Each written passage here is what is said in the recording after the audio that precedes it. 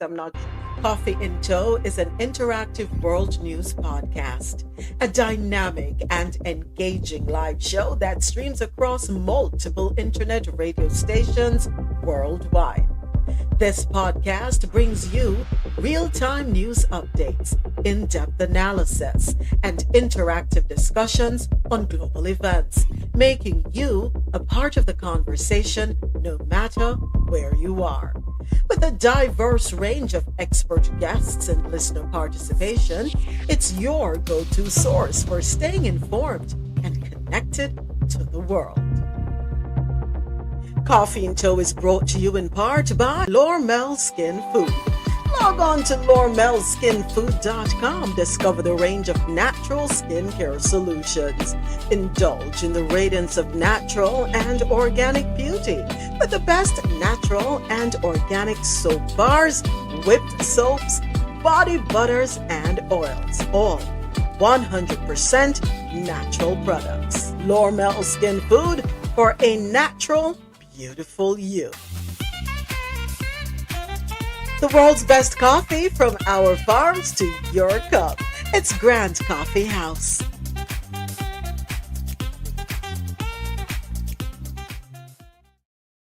All right, I want to say thank you to everyone joining us on YouTube Live. Thank you for coming to Coffee Into World News on the Go. So here are some of the headlines we're going to be talking about today. Out of the Caribbean corner, University of the West Indies, UWI, refinances its high-cost debt. Barbados halts plans to send troops to Haiti. Guyana signs $526 million loan deal with U.S. Exim Bank for energy project. Haiti bolsters police force with nearly 800 new officers. Out of Jamaica, tragedy strikes St. Anne as fire claims lives of 3 siblings. That one is so sad. Tackling food insecurity is key to increasing equity in education. Jamaica hotels and resorts offering up to 40% in discounts. You may want to check that out. And also out of Jamaica, excuse me, Jamaica is to host the 3rd edition of the Island Music Conference starting on February 19.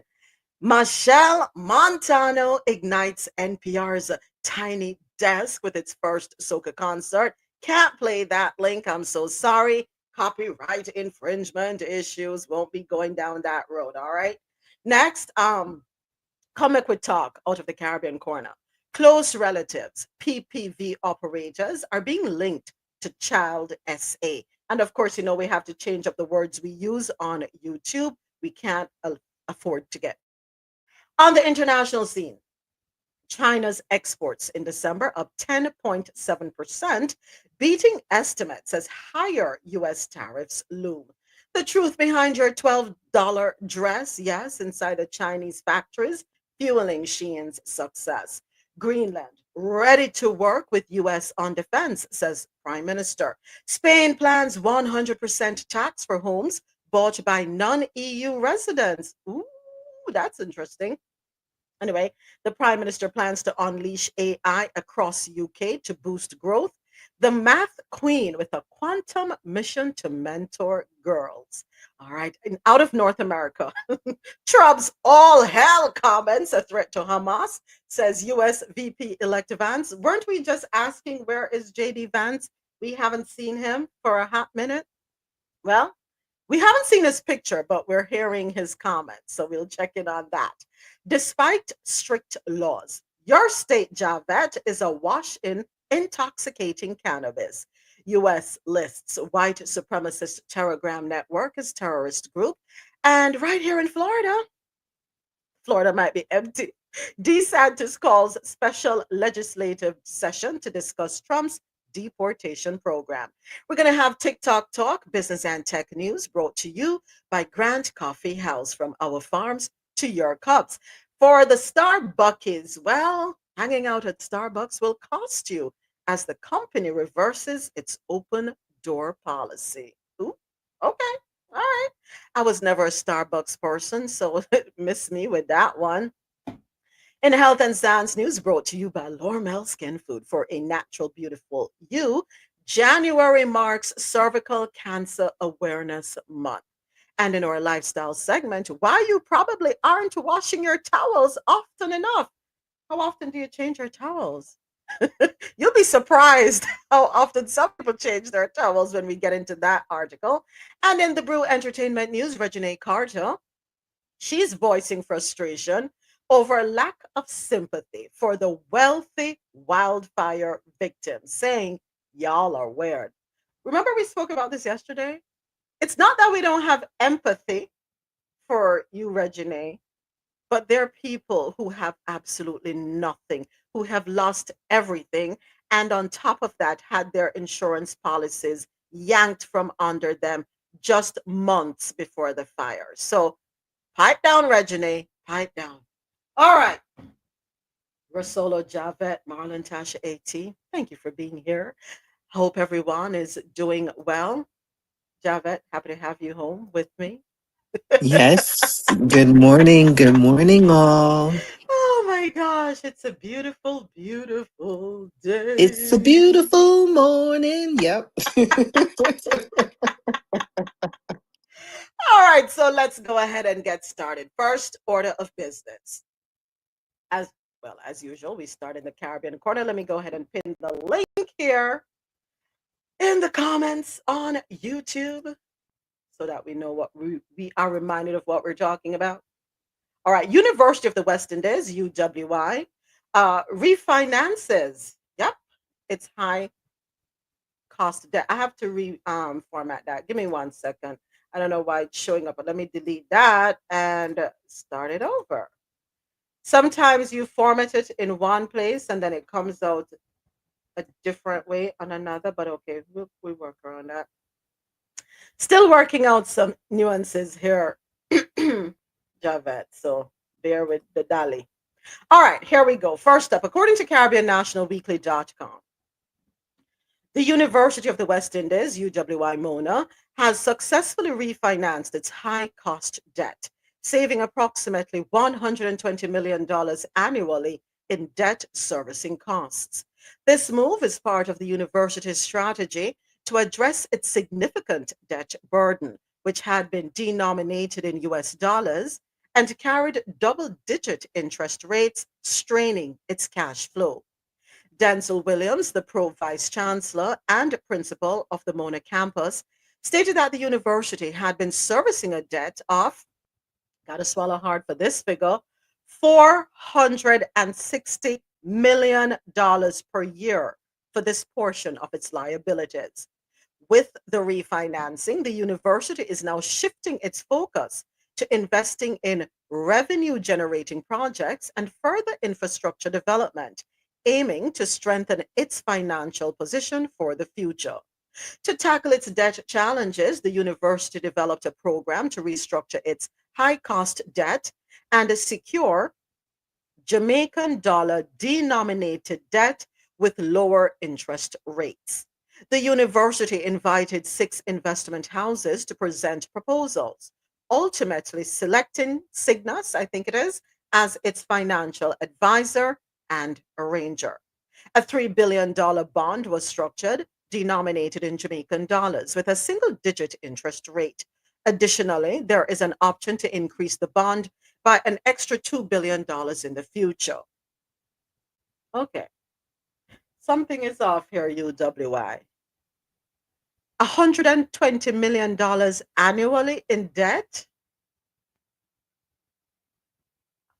Okay, what are I would love to see a breakdown as to what are the factors that contribute to this high debt that they're carrying.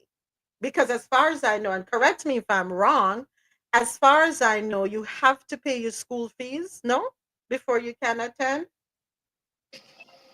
How can a school run on that much debt?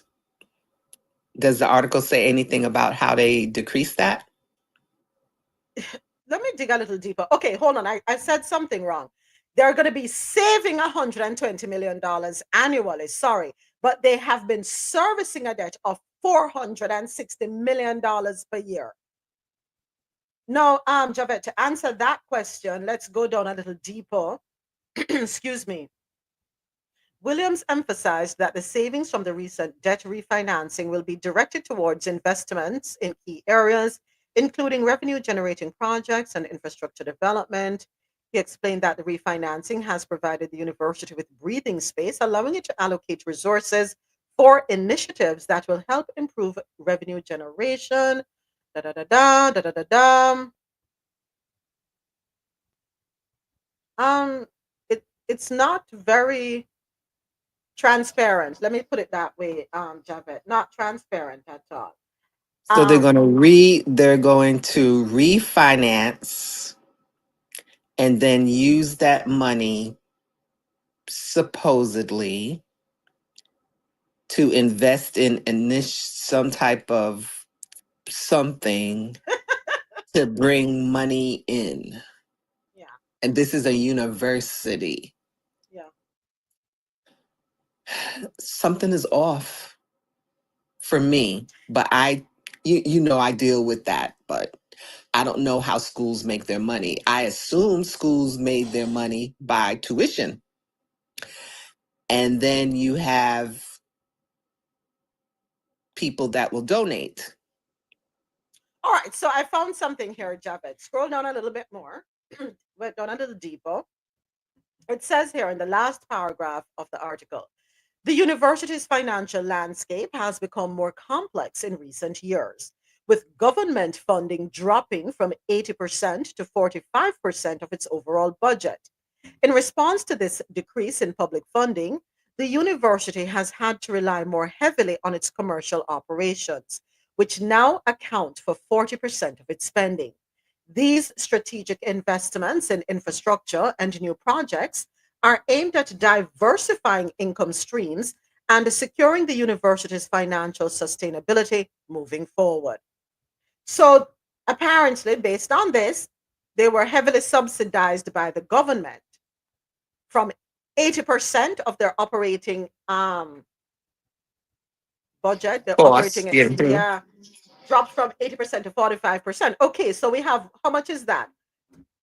35%. That That's a huge drop. it is a Yes. huge drop. Okay, so now you need to replace 35%, so to speak, of the funding. Is my math right? 45 from 80, 35? Yes. Okay. So when did the government drop them? How long ago? Was it recently? And I'm sure I'm going to assume that they were made aware that there was going to be the reduction because for whatever reason the government, which I don't see why, considering the $3 trillion. Anyway, I must behave myself considering the $3 trillion, which they say is unaudited, not unaccounted for. Allegedly, news articles put it out there. And when we think about the revenue that has been generated just from tourism alone, okay, questions. But back to the reasons or whatever the reason is for the government taking this approach to. But hold on a second. I thought the government, from the articles that we have read over and over again, they constantly talk about education, no?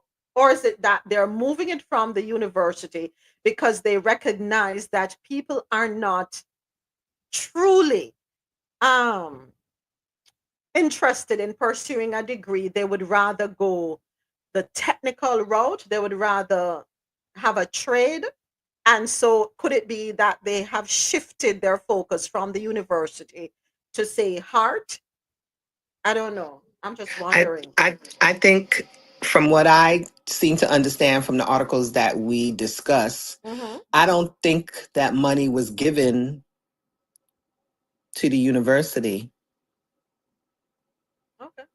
I think it's for the lower grades that we all on. I want more. What I don't like, they're giving me this information, but they're not giving me enough at the same time, right? For us to really sit down and dissect it properly. Yeah, we're not seeing that, and I'm a little disappointed. I need more information with regards to the reason behind the government. Did the government sit down with them and give them due warning? And when that happened, at the time of that conversation, did they seek to explore areas of opportunity before allowing it to get to this dire situation? Because how can you be carrying a basket of $460 million in debt per year? That don't make no sense. And then the other thing that's concerning, let us address what we have right in front of us. The other thing that is concerning for an institution that the entire Caribbean region relies on, right? Because students come from all over the Caribbean. Why are we carrying the debt with a double digit interest rate? That don't make no sense. You would think that the financial institutions that are the holders of these debt instruments would want to give them a good interest rate. And that speaks to another issue that we talk about here regularly, Javed. Businesses, how hard it is for local businesses to progress or even start up because of the heavy interest rates that they face from the banks there, the financial institutions. And it is always easier for foreign investors to get a footing in the country. That's true. And I'm wondering if any of the alumni contribute, because I know in my college, I constantly get communication asking for the alumni to help subsidize some of the expenses. Basically, we're giving back to the school that we graduated from. That's a And good they thing. also have fundraising as well. And I'm sure that the government did let them know that they were going to lose X amount of money. But how did they budget for that loss? Mm. So poor planning? Not necessarily, No. because I don't think they had a choice for the government saying, you know what, we have to take back half No, of what we've been giving you. when I say poor planning, I'm meaning in terms of not pivoting quickly enough, not getting ahead of the game. You know what I'm saying? Not planning the next step. They have allowed it to get really bad before addressing it. Maybe they just never thought it would happen. They just got lackadaisical because you always assume that you were going to have this money. Oh, And that's just a maybe because we really don't know. we really don't know. All right. I have concerns. I have huge concerns, and I'm hoping that in the near future we will have an update, right? Because this is not something that sound good at all. And what I would not like to have happen, or what I don't want to see, is the University of the West Indies Mona campus having to close its doors. I wouldn't want to see that happen at all because that would be detrimental, right? We talk about all the persons, the employees alone, staff, the administrative ancillary, everybody involved. We're talking about students. Not everybody can afford to go overseas to go to university. So the missing piece there when we talk about education, no. Do what you must. Who is the chancellor again? That said here, Denzel Williams, the pro vice chancellor and principal of the Mona campus. All right. All right. Move on because we could be here all day talking about that one and trying to. We'll follow up another time. Next up, according to CaribbeanNationalWeekly.com, the government of Barbados, you know what? Pump the brakes. Have they spoken with principals at the other campuses? Cave Hill, for example. I would like to know how they are able to operate over there. What does their budget look like, so on and so forth. More as what them finances look like, and them do a comparison and see, if there are any things that they can, if there's anything, or if there are some things that they can adopt. I don't know, but anyway. Let's keep it moving. Good morning, Sean. Morning, James. Thank you for being here with us. Next up, Barbados halts plans to send troops to Haiti. According to CaribbeanNationalWeekly.com, the government of Barbados has announced the suspension of plans to deploy troops to Haiti as part of a multinational mission supporting the Haitian National Police under the auspices of the Caribbean Community, CARICOM. Barbados had initially committed to contributing a contingent from the Barbados Defense Force to the United Nations led effort. However, on Thursday, Minister of Foreign Affairs Kerry Simmons revealed that escalating dangers in Haiti have prompted a reassessment of the mission. We are mindful of this increasing danger, and you don't want to send people in harm's way.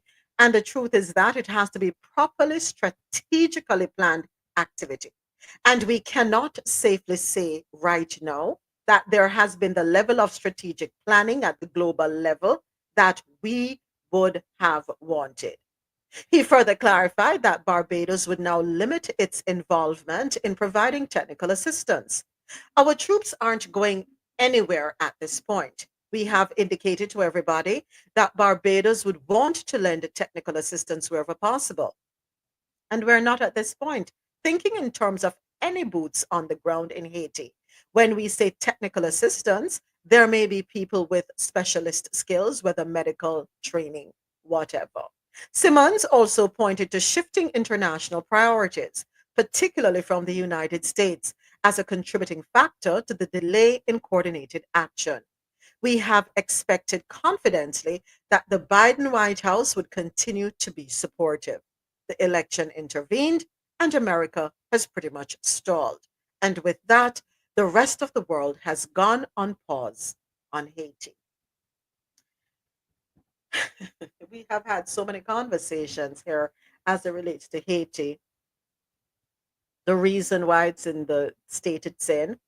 And we spoke, I think, in depth yesterday, was it, with regard to the United Nations and how effective the United Nations has been. If we remember, we did some research. And how long has the United Nations been in Haiti? Right? Was it 1942? Okay. How many years is that? Javet, on my calculator, that my brain kind of slow this morning. Too many. Too many years. Minus 1942. That's 82 years. Asa? Wow. No, man. That's right. 2025 win. That's all. Minus 1942. That's 83 years in Haiti. And what? I don't know. Peacekeeping mission after peacekeeping mission after peacekeeping mission. And for 83 years, based on the stories that we have read right here, stories that have come up in the various media outlets, we haven't seen any success. How has Haiti progressed? How?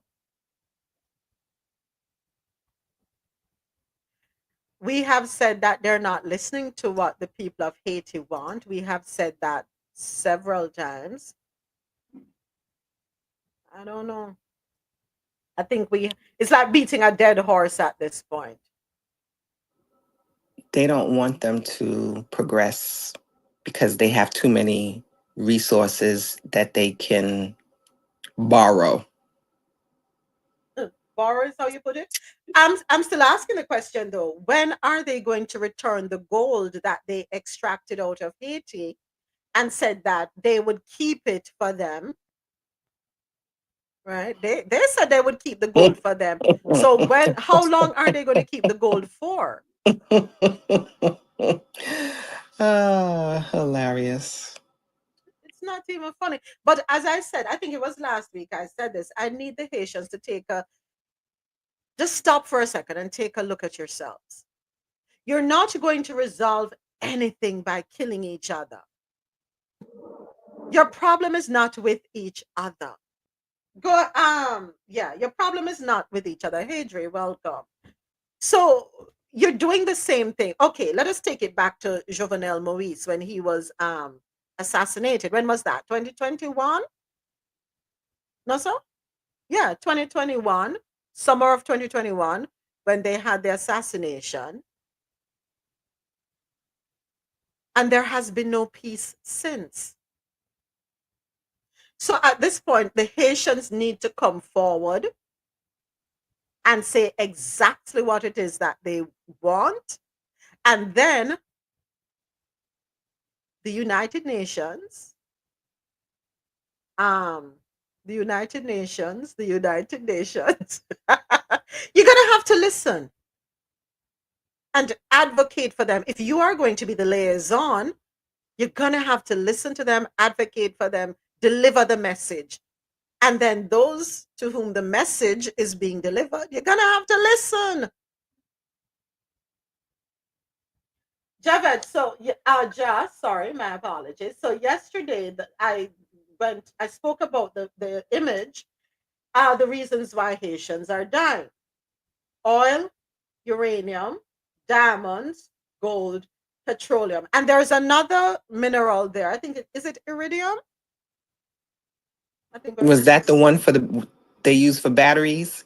I think so. Let me double check. I think it's iridium. Morning. There's one Hey, for space. morning, James. Yeah, there's one for space for spacecraft for SpaceX. Remember that one? The one that can't melt.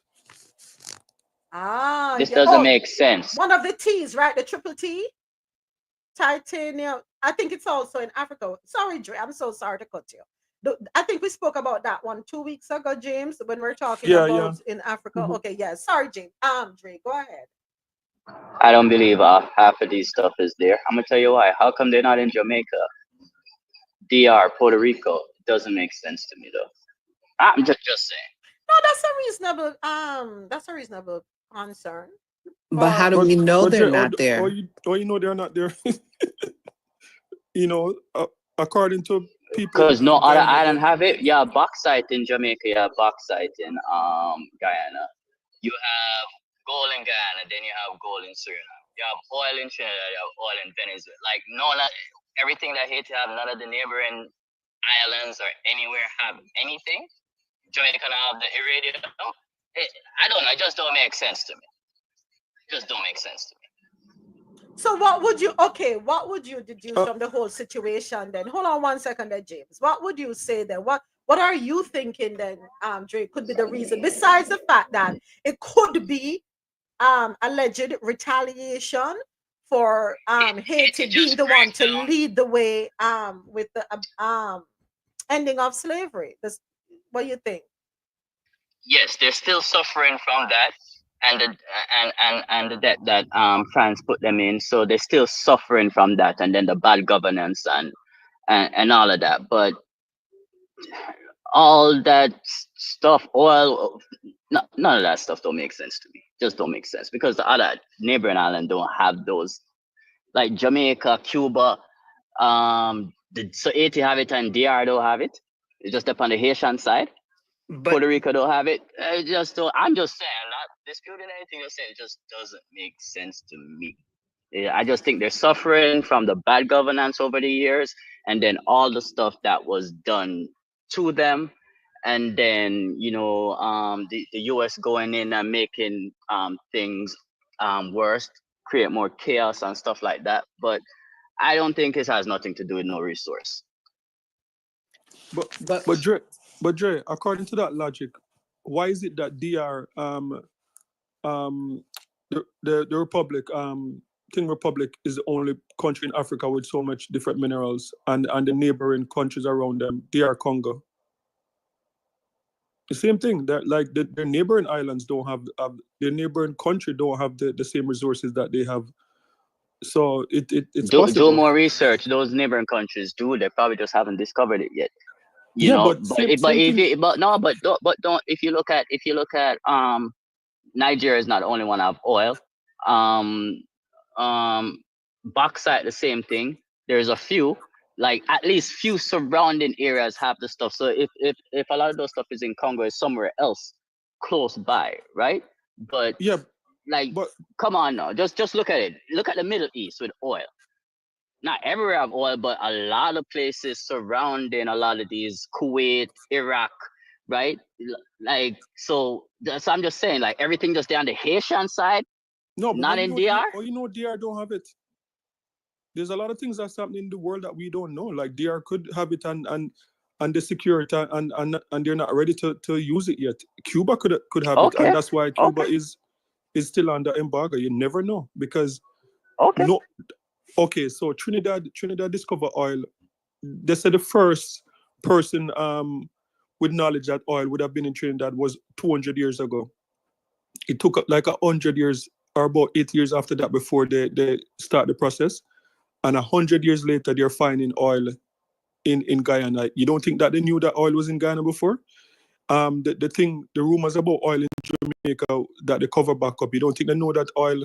They know. They're just timing. They're just timing to know when they're going to go in and take it out. So, and a lot of the minerals. Look at, okay, for example, Canada, perfect example.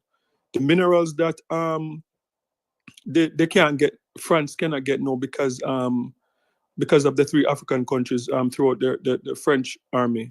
Now they're turning to Canada to get it. Nobody knew that Canada have those minerals sitting down on, but they weren't ready to use them now. All of a sudden, I see like ads popping up on TV in Canada talking about these minerals that they're going to start mining now. But they weren't mining it for hundreds of years because they were getting it from Africa. So it's possible that it's there and think, because it don't make sense. Why do you want a country that has no value?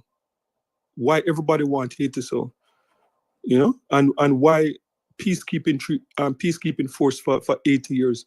I've never seen peace in any country that the UN peace keeping force enter. Never.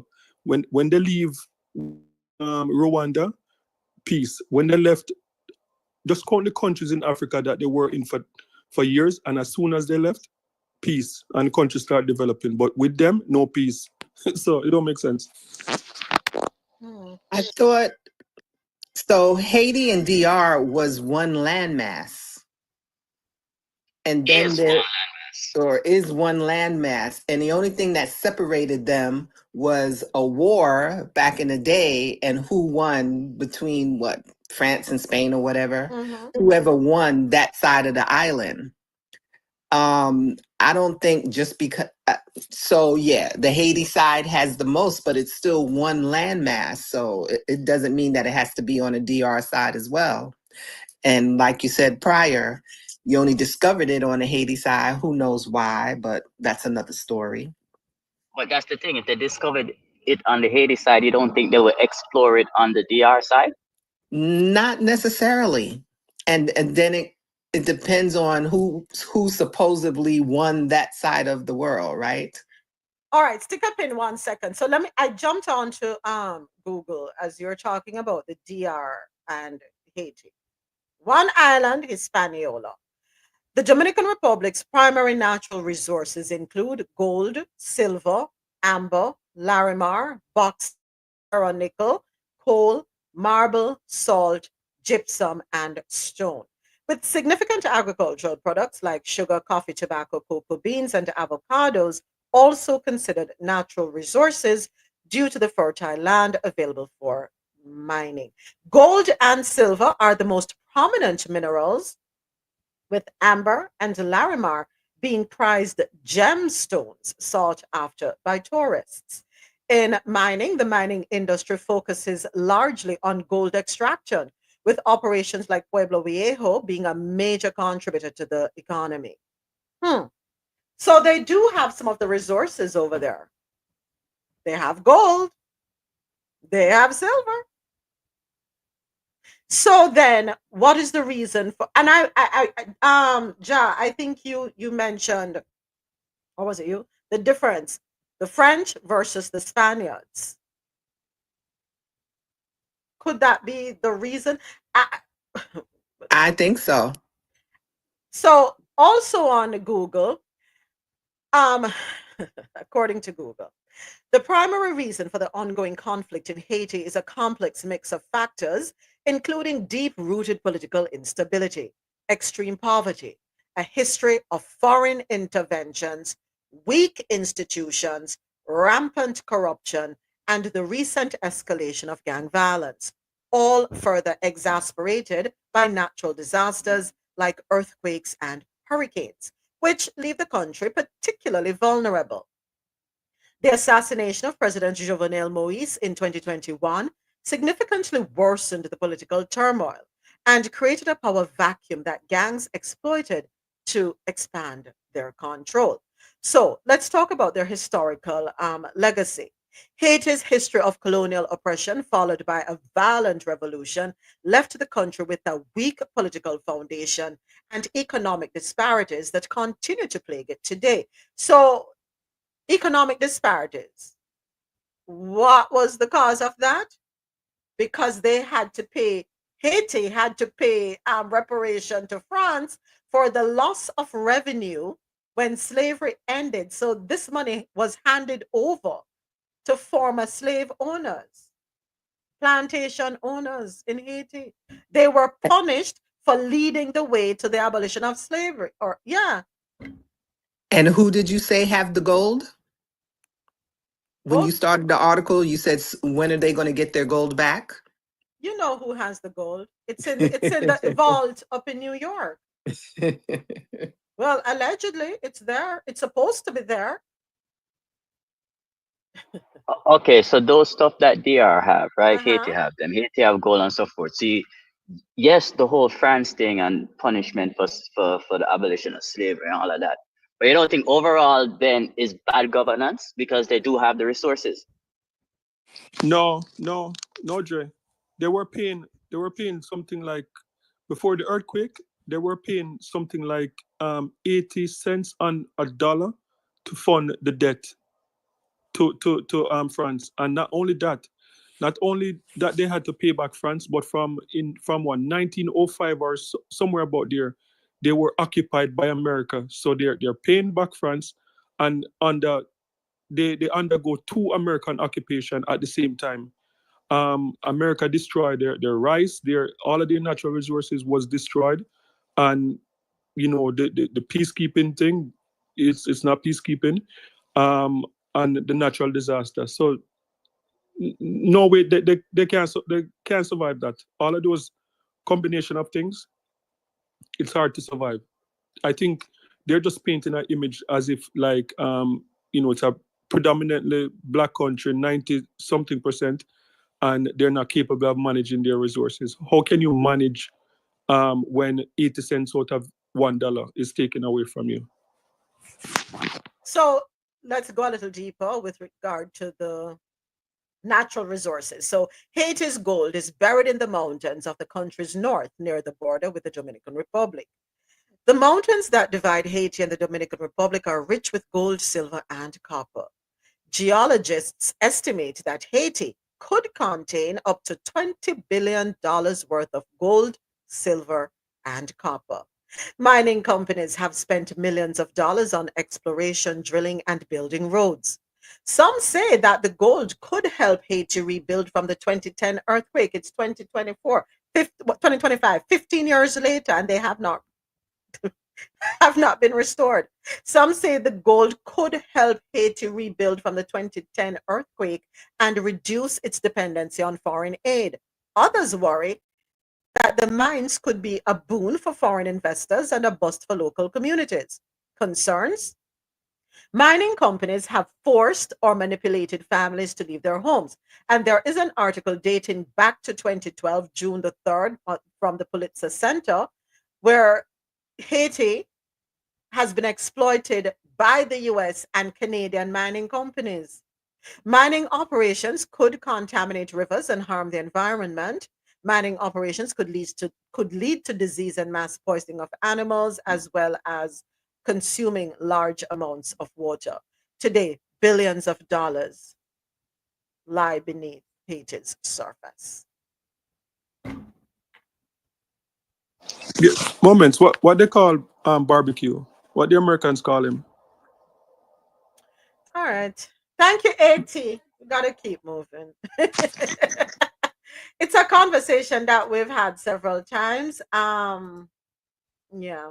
So to wrap up this one, Barbados halts plans to send troops to Haiti. Next up, also out of Haiti, well, regarding Haiti, the Haiti government has strengthened its efforts to combat escalating gang violence by welcoming 739 new recruits, including 213 women, into the Haitian National Police, according to Caribbean National Weekly. So let's see if that will help them gain some control of the gang related activity and everything, all the atrocities that have been happening since 2021. And that was courtesy of Caribbean National Weekly.com.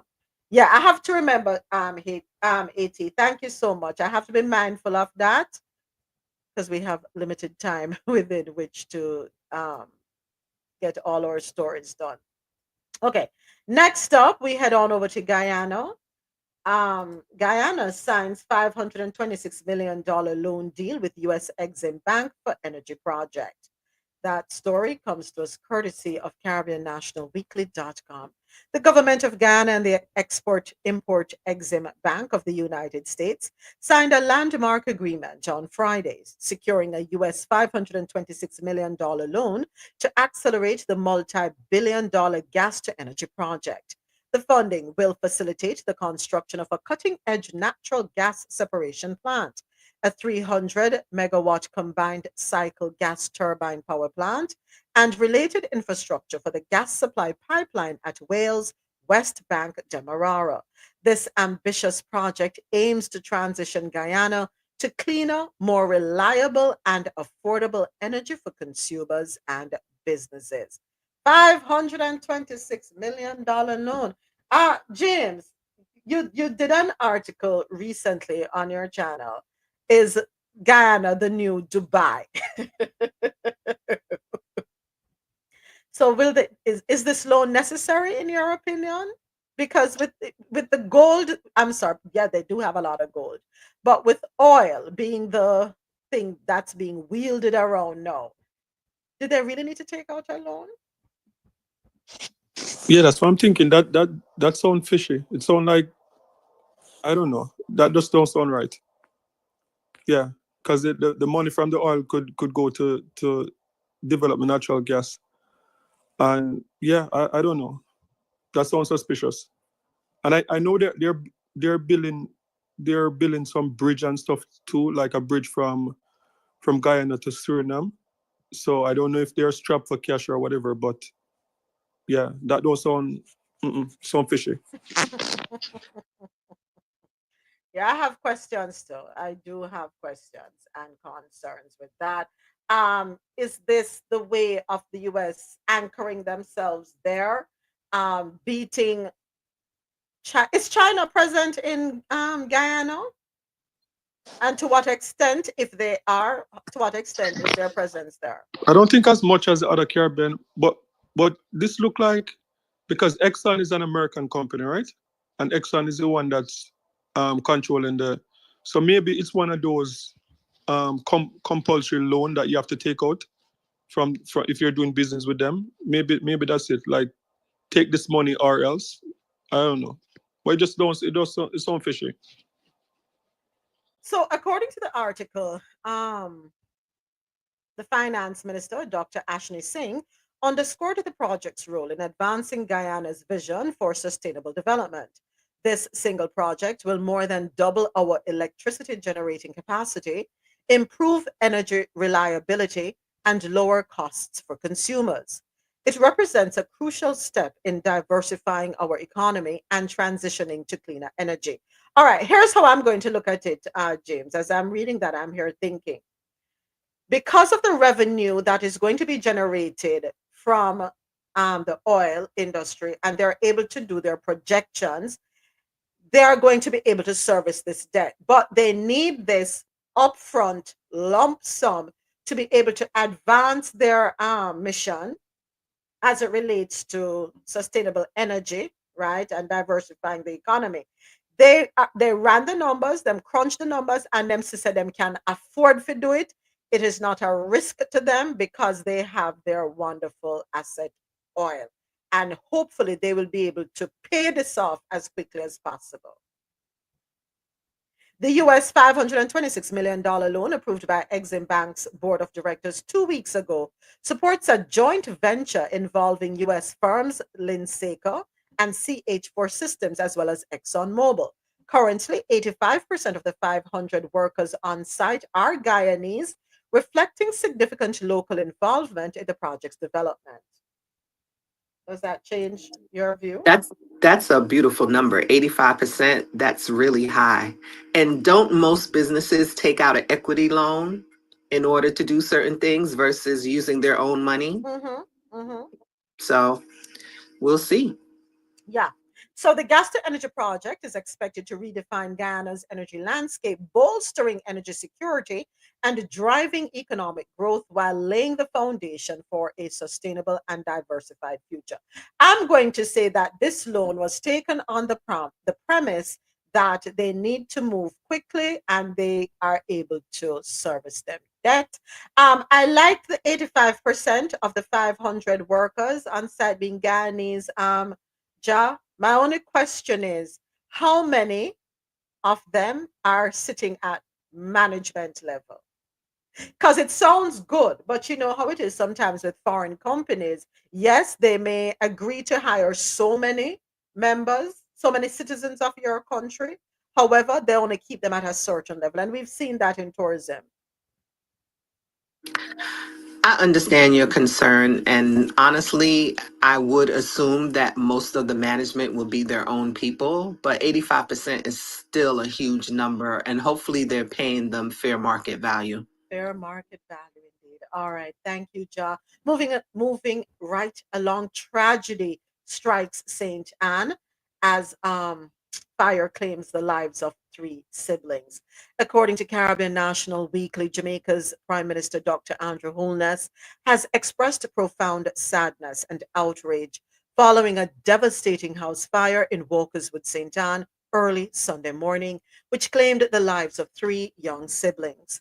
The victims, 7-year-old Tashana Mattis, 4-year-old Tashani Mattis, and 2-year-old Tavarno Mattis, were trapped inside their home, which was reportedly lit by lamps due to the absence of electricity.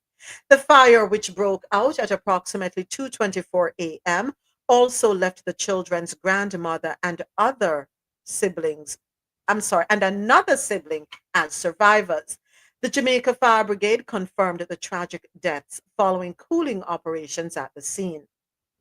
This marks the second house fire involving children since the beginning of the year, sparking renewed calls for vigilance and enhanced fire safety measures. The Prime Minister described the loss as absolutely heartbreaking and called for greater responsibility from parents and guardians. Every Jamaican child deserves to grow up in a safe environment, he said, and this tragedy highlights the critical gaps in vigilance and responsible parenting we face as a nation.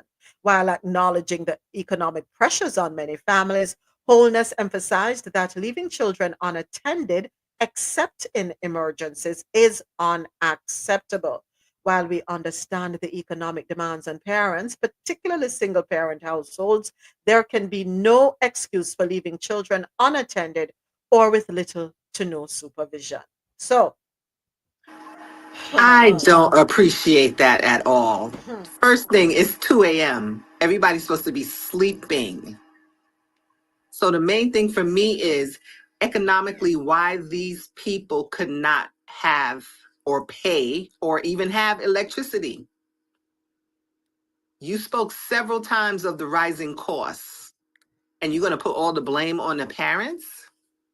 That's ridiculous. I don't appreciate that at all.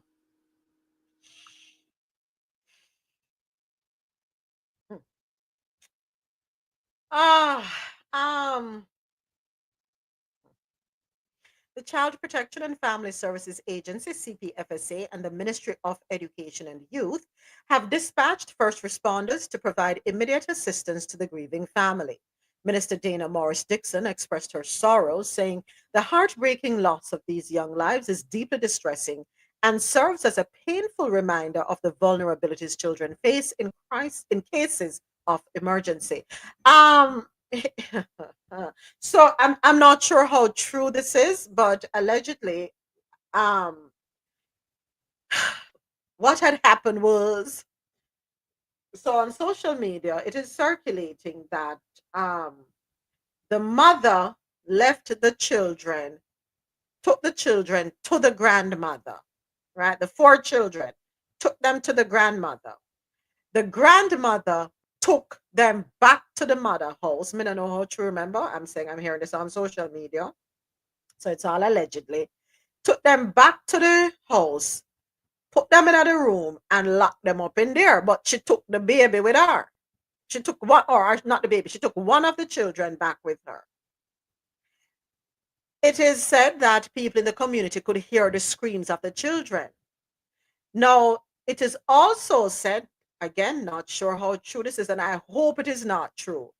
But the father, of course, was very upset, understandably so, grieving that why didn't the mother bring the children to him? And that is something the mother do all the time. I don't know how true this is, and I hope it is not true. I'm just hoping that this is an unfortunate situation.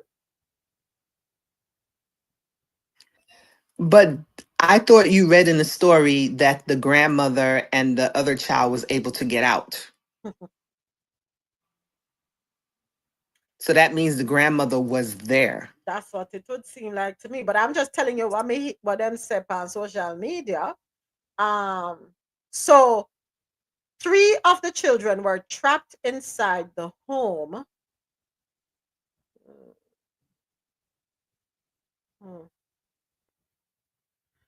The fire broke out at approximately 2:24. Also left the children's grandmother and another sibling as survivors. So we don't know what the exact facts are. We go according to what the article said, and I hope. So how was it that the grandmother and one of the siblings was able to escape? Exactly. Because as a grandmother, I'm going to scoop up everybody and get everybody out. I'm not going to just grab one. Wake up everybody. You have a 7-year-old, a 4-year-old, a 2-year-old. I'm not sure how old the other sibling is. That is a survival. But I'm going to grab everybody. Wake up, wake up, wake up. Back home, I'm sorry. And I'm sorry, I'm looking at the structure, the remnants of the structure. It looked like a 1 or 2 room place. So everybody probably was in one space. And who have locks on a door to lock up? Man, I'm sorry.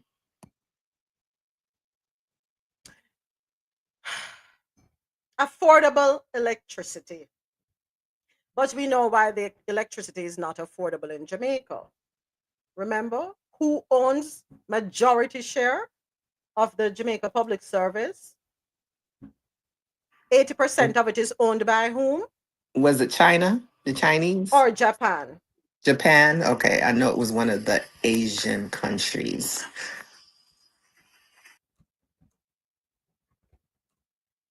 Oh my gosh. This is so sad. So yeah, it is 2025 and a lot of people cannot afford to have electricity in their homes. So the 2 owners are the Marubeni Corporation of Japan and Korea East West Power of South Korea. They own the majority of shares in the Jamaica Public Service Company. The government of Jamaica and a small number of private shareholders own the remaining shares. In 2019, the government announced that it was going to sell its 19% stake in JPS on the Jamaica Stock Exchange. Yeah, 80%. So wait a minute.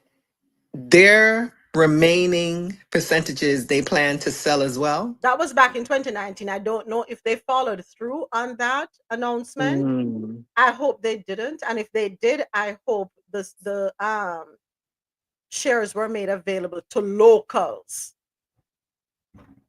80%. So of course they have to satisfy the 80% stakeholder ownership first, right? And that is why our light bills will not go down in Jamaica. 80% of it, we are at the mercy of Japan and Korea. South Korea, rather. Let me be clear. Was it last year? Was it last year that we asked why we keep selling ourselves off? Mm-hmm. Yeah. Okay. So unfortunate. Hopefully the family will be able to. It's hard. It's gonna be hard. It's a hard ask. Asking them to pick up the pieces. It's really hard. Pray that they will get through and be comforted at this time. Next up, tackling food insecurity is key to increasing equity in education.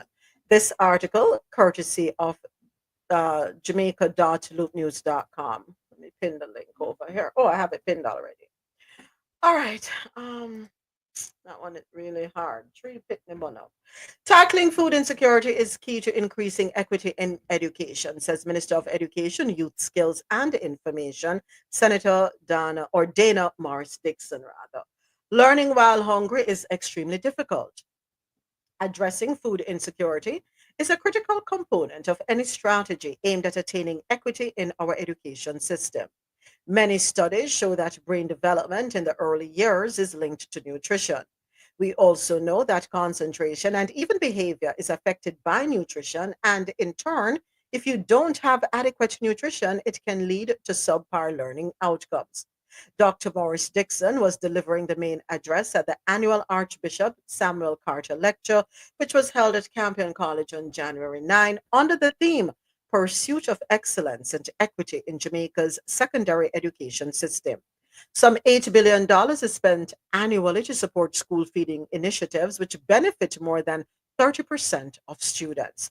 Dr. Morris Dixon welcomed the ongoing review of the program of advancement through health and education. Path. The unaccounted for funds could probably help out here.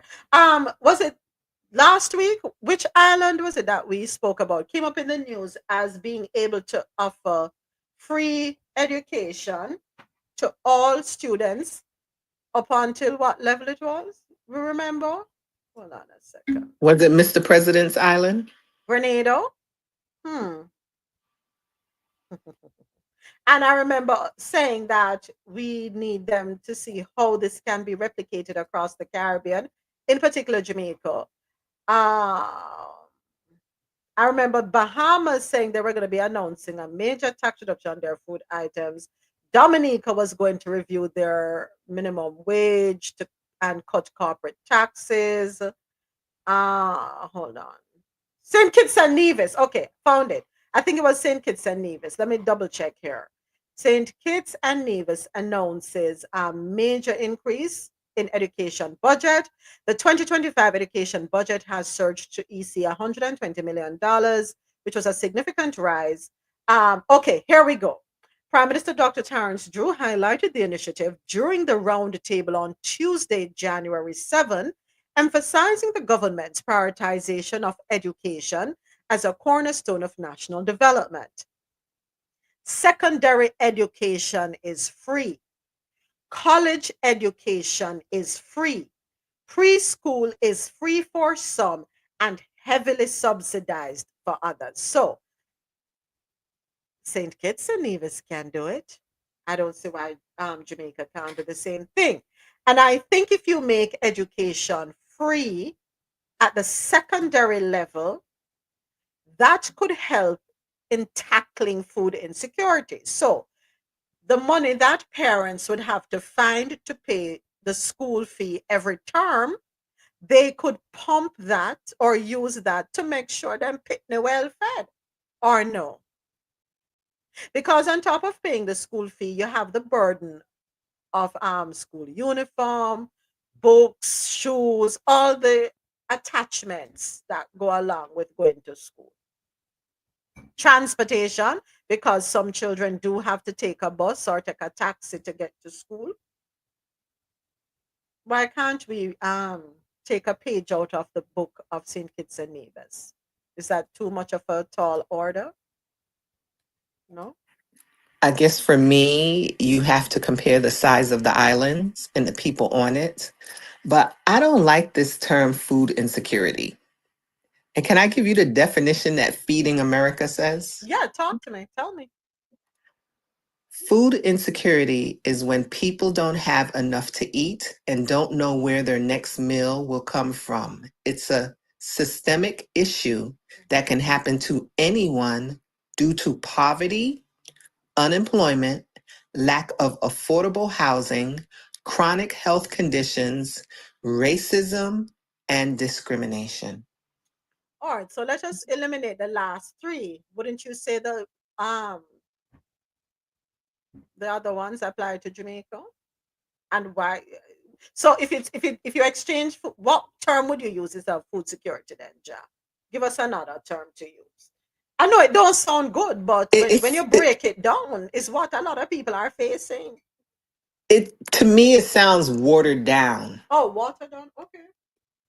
You know, when you hear, oh, that child just, is food insecurity, I think it will more put the blame on whoever the parent of the child or whoever is taking care of that child versus world conditioning that is allowing this family to not be able to eat. Okay. I All don't right. know what other word I would use, but it's just, like instead of saying we have a lot of people that don't have homes now and they don't want to use the term without home. I don't know if we can say it, Homeless. but Homeless. can you say homeless? I don't know. I No one wants to use that term anymore. It's called unhoused. hear you. It, it, it, But if it, me homeless. So if a pretty top sack, I guess I have a little more. It makes me feel better. Okay. right. And I think when you hear that, for me, it'll make the world feel like, yeah, insecure. Maybe their stomach hurt. Maybe they don't like to eat, whatever. Not that it's a real systemic issue. I don't know. That's just me. But hold on a second. Why are we having food insecurity when they're saying that some $8 billion is spent annually to support school feeding initiatives, which benefit more than 30% of students? $8 billion. What them? See, What is it's just a play on words. something? It's a play on words. Um, even if it's a bowl of cornmeal porridge and two slices of bread, a boiled egg with two slices of bread, a cup of tea with some porridge. I don't know.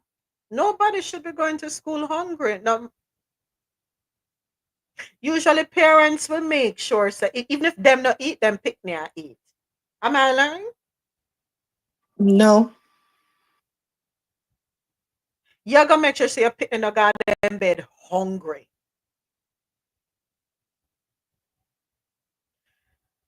Um all right, let's see if them can fix it.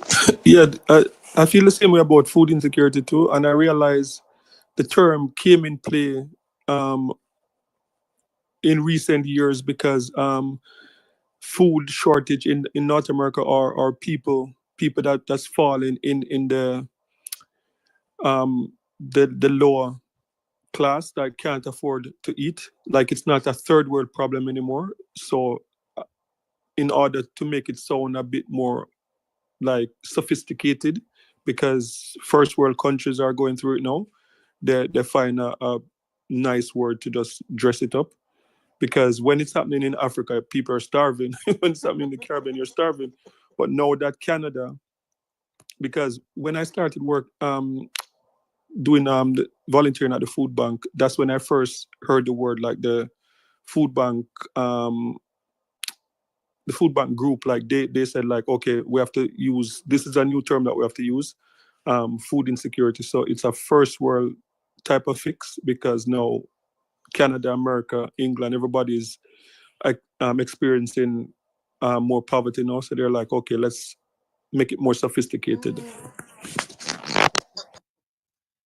Um well, she says she worries about those who are not on path but still live in food insecure environments. So only recommendation I can make to Dr. Dixon, Dr. Morris Dixon, is that every child, especially those within the primaries, the public school system, the government schools, put it that way, or should I pretty that one up too? Every child, um, should get breakfast and lunch, egg sandwich, something. Instead of just giving it to some children and not to others. Because, there's a thing called pride. A lot of us have a lot of pride. We don't want nobody knows so we are suffering, we are struggle, and we have it hard. There are many among us like that. We bear our burdens in silence. We shame for take the little help we can get. God forbid we make anybody know so me can't afford to feed my picnic. So we can eliminate those concerns by putting programs in the school for everybody. Moments, remember they did a story about 2 years ago where millions of dollars went missing from the school feeding program in Jamaica? Stop. Yeah, Remember, we have 3 trillion on account, unaudited, of yeah, which the Ministry of Education has a huge amount. yep, that's the problem. That story where I think it was something like $100 million went missing from the school. I can't remember the figure, but it was a lot. So I didn't even remember that yeah, that was about article. 2 years. It came out about the same time with the Maritime. Remember the same guy from? Oh, that story. Ye- Yes. Remember around that Yes, time? That was yes, about 2 years yes, ago. It came out yes, around yes. that same time. So yeah, so they can do better. They're just they're just pocketing the money. Allegedly. Allegedly. Allegedly. Yes. Hold on, let me pull this one up here. Let me go back to something real quick because I want to get the exact figure for the Ministry of Education, the unaudited portion. Let me see if it's in this article. 11 years. Auditor General reports over the last 11 years indicate that financial reports for some $3 trillion of public funds are outstanding. Does this article have a breakdown? Oh Lord. I know there are three ministries that are of concern. The Ministry of Education, Ministry of Health and Wellness, and the Ministry of Labor and Social Security. Those are the three areas where the money is unaudited. In all facets of food insecurity, according to the definition I read. I should have been laughing, but them say I have to take bad things back joke, huh? Some good news for those of you who are looking for a quick vacation and you want to head on down to Jamaica. Jamaica hotels and resorts are now offering up to 40% in discounts. Let's go ahead and jump on this story. According to Caribbean National Weekly, the frigid Arctic air grips the U.S. this winter. Jamaica is offering a warm retreat with a range of limited time savings at hotels across the island. Travelers looking for a sunny getaway can enjoy discounts in popular destinations such as Montego Bay, Ocho Rios, Negril, Kingston, Port Antonio, and the South Coast. So, we could talk about the deals. The deals include up to 40% off at the new Princess Grand Jamaica, which is family friendly, and Princess Senses the Mangrove, that's adults only, and that one is in Negril. Available for bookings made by January 31, 2025 for travel through December 31, 2025. Now, let's go over to Sandals. Savings of up to $1,350 at Sandals Duns River and $750 at Beaches Ocho Rios, part of their Winter Blues sale. This offer is valid for bookings made by January 31, 2025, with travel through the end of 2027. Go for it. Up to 20% off Hyatt Ziva Rose Hall in Montego Bay through their Memories Under the Sun sale. Available for bookings made by March 31, 2025 for travel April 2, 2026. And then you can enjoy up to 25% off at the Courtly Hotel and Suites in Kingston, valid for stays through December 31, 2025. According to Honorable Edmund Bartlett, Minister of Tourism for Jamaica, Jamaica is experiencing an unprecedented surge in tourism this winter. With 1.6 million airline seats secured, we are preparing for record-breaking visitation from travelers worldwide. We are grateful to our hotel partners for offering generous savings, making it easier for travelers to enjoy their winter vacations. All right, folks, book your ticket. I need that article really bad. Okay, all right, I got you. Let me send it over to you quick and fast, as them say. Let me send it over to you, John. Yeah, and share it because everybody needs a break, and you take it when you can get that discount, right? Take advantage of the discount. Hold on, let me grab it from here for you, Miss John. I wonder with those discounts, do the employees, is their salary discounted or are they going to get the same salary? Oh, did I say that out loud? I'm You so said that sorry. out loud. And why was I thinking that only for you to vocalize it? Let's ask James. James, you've been in the hotel industry for many years. Whenever there's a sale, is your salary affected? I don't think so. I don't think your salary is affected. Yep. Yeah, Mhm. oops. I swallow my words. Yeah, because the gratuity, they recoup it from the gratuity. Yeah, because Wow. gratuity, I don't know how it is now, but gratuity sometimes is more than your base pay. Uh-huh. So the gratuity is like a tax on the final cost of your trip, right? So if your trip was like $1,000 and it goes down to like 7, Mm-hmm. your gratuity is going to be affected too. So yeah. Oh, okay. Makes sense. Makes sense. Okay, that makes sense. But your base pay does not get affected. It's just what you would get from the gratuity that is Yeah, impacted. but your base pay is, I don't even know what that is. So Yeah. you didn't have a base pay when you were working in the tourism Yeah, sector? but your base pay is monkey money. Let's put it that way. So it's Like the not gratuity. something you can live off of. No, you Okay. can't. It's bus fare and probably a patty and a bag juice. Woo. Well, let Yeah, us like hope your that has gratuity. changed. Gratuity is what a lot of A lot hotel of workers work for. Wow. Wow. All right. Thank you for explaining that, James. I'm hoping that in 2025, especially in light of the recent events, meaning the protests, the walkouts that were had at what, 3 or 4 hotels. I'm hoping that all the hotels revisited their pay structure and how they compensate their employees, right? Because people need livable wages, especially when you consider that tourism is seasonal. It is going to fluctuate. The revenue generated as it relates to what you call it, tips and gratuity, that is going to fluctuate. And you want to know that your employees are able to survive and off of their base pay, meaning them can pay them light bill, pay them daily expenses, yada yada yada. And then the tips and gratuities that are extra, like a gravy, so to speak. Yeah, but the thing why this story don't make any sense, Mm-hmm. because the Minister of Tourism came out confident that this year is going to be the best year on Five record, right? billion dollars, $5 billion Yeah. that is So, projected. and based on what I know about hospitality tourism, Mm-hmm. you don't discount a product that is scarce, right? A product that is on demand or in Mm. demand, high demand, you don't discount it.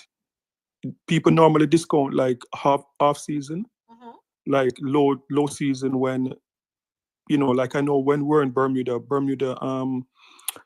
September, October, November, December, it gets cold there, so you can't access the beach and you can't do anything. So they slash the rating too.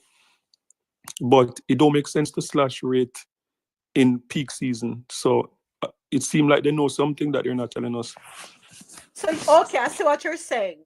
This article is not adding up to the one we discussed last week with the 4.7, was it 4.7 or 4.3 billion US dollars that was generated from tourism for the year up until November 2024, right? And then the projection for revenue of $5 billion US to be generated in 2025. Okay. Mm, hmm. Yeah, 1.6 million. yeah, because sometimes like the tourist board, like okay, so they in Montego Bay they have like a board of people that meet all the time, right? In the hotel, the top hoteliers, right? And they talk about everything. So I'm sure they can be probably sitting in that board meeting and talking about like say Donald Trump, right? And tariffs and all this type of stuff and uncertainty in the world and the economy. And they could sit down and say, you know what? We are going to put measures out from now to offset any of those things happening, because if any of those tariff stuff go through, that's gonna travel is gonna be affected first, right? Especially out of the country. Like people are gonna want to stay closer to home, spend less money, and they're not gonna travel outside of the country. So, maybe this is something that we don't see. Yeah. And could it also be a way to ensure that the hotels are always booked, right? By giving these discounts? No, but giving a cutoff time. This way, they make sure, say, all rooms are occupied. That could be, we talk about the Chinese model, right? Small sale, I'm sorry, small profit, big sale, where you lower your price and you generate, in the long run, you end up generating more revenue because you keep it at the said price. You don't take off 40%. You don't lower nothing by $1,350. And then you're not able to maintain at least 80% capacity. Whereas if you give the 40% of the savings of up to 1350, 25% off, you're guaranteed to have revenue coming in. And in the long run, it may actually work out to be a better model. You generate the revenue. And, when the year done, you actually come out on the upside of things. What are your thoughts there? Yeah, but hotels don't work like that. Hotels and airline have pretty much they have the same model, right? So you see, like the cartel thing the other day, like the average hotel in Kingston went up by about 50% or more. Same thing with airline. Like in December, like you buy a ticket to Jamaica, it's like a 1,200 or whatever, and then in the off season you can get the same plane, the same seat for like $400. So that's how hotel work. Also, like they never sell off anything during like peak season, sale during off season. So it don't make sense to give any 40 or 50% discount during peak season. Your peak season is where you make your money. Okay. So that don't make sense. Okay. All right. Gotcha. Thank you, James. All right, before we go down in our coffee pot for our entertainment news, I want to play a clip that was sent over to me, and it's regarding the fire. Let me take a quick listen here. The fire started at approximately 2 a.m. at the 3-apartment dwelling. The house was completely destroyed. 3 children, Tashana Mattis 7, Tashani Mattis 4, and Tavarna Mattis 2 perished in the fire. Their brother, Tadane Mattis 5, narrowly escaped the blaze with their grandmother, Robin Roach. An eyewitness who was first on the scene explained seeing flames coming from the house and raised an alarm. I come up here, the kids them in the house I cry. They get me on the fire, blaze on them. I run on and see a little boy run the back and grab him up and thing. And if I try, so I go move, if at least try, get them out. The gas pan bust in the house and then stop the scathing and this all screaming stop. The crew started operation and to extinguish the fire, after which the cooling down operation started, and it was at that point where the remains of 3 children were found in one of the rooms on a bed. Firefighters arrived on the scene shortly after 3 a.m. to put out the blaze. We got this call at 2:24 a.m. this morning. Through the police control, we responded immediately with 2 units, one from Ocherios and one from St. Anne's Bay. Ocheros was first on the scene, and they saw when they got here a 3-apartment dwelling fully engulfed in flames with roof already collapsed. The mother of the children was not at home at the time of the incident. Odin Mattis is the father of the 4 children, 3 of whom died in the blaze. Boy, me couldn't do nothing to save them. And him mother gone. And she left me in a square, turn up right, so me just come for her. She left me in a square. Normally when she go up, me tell her, I say, when you go about your business, make me out and come to my yard and spend the night till you come back. She left me in a square and she not say nothing to me. Mr. Mattis thinks the situation could have been prevented if the children weren't locked inside the house. One of them went end up there when her grandmother asleep. And the grandmother came back round the other tree, said they sleep bad.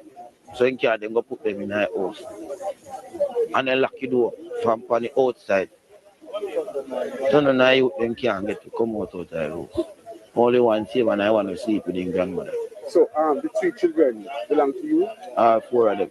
Meanwhile, the community is in shock following the devastating loss of life. I've been in contact with the Prime Minister, MP for the area, Lisa Hanna, and of course, Minister Dana Dixon.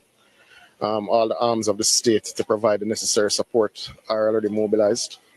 But for right now, we're purely focused with Council for the area and of course the Mayor in providing emotional support to the community. So what I heard wasn't wrong. So based on what we just heard, the grandmother did take the children back because them sleep bad. So the grandmother take the picnic them, put in a one room, lock them up in the room. They said the front door of the house was locked. They didn't say the room was locked. Or the front door. I'm sorry. So what happened to the back? But if they're locking at the house, and no, remember they found the 3 of them on the bed. So that means they weren't. God have mercy. And the grandmother and one of the children was still able to get out. Right, because she keep one with her. But the other 3, she put them back in the room. In a different room. To me, it sounds like it's a different building. That's how it sounds to me. But let us say in a different room. We have It's a locks on different our building. A different building. It's a different building. That's what you feel to RoSolo? Yeah, they said the grandmother took them home to their home. That's what the man just said. Yeah. Took them to their home Yeah. because of whatever reason, and they locked the door, the front door, from outside. And I'm like, hold on. So the kids couldn't get out. Yeah. So a different building on the same grounds. It looks so.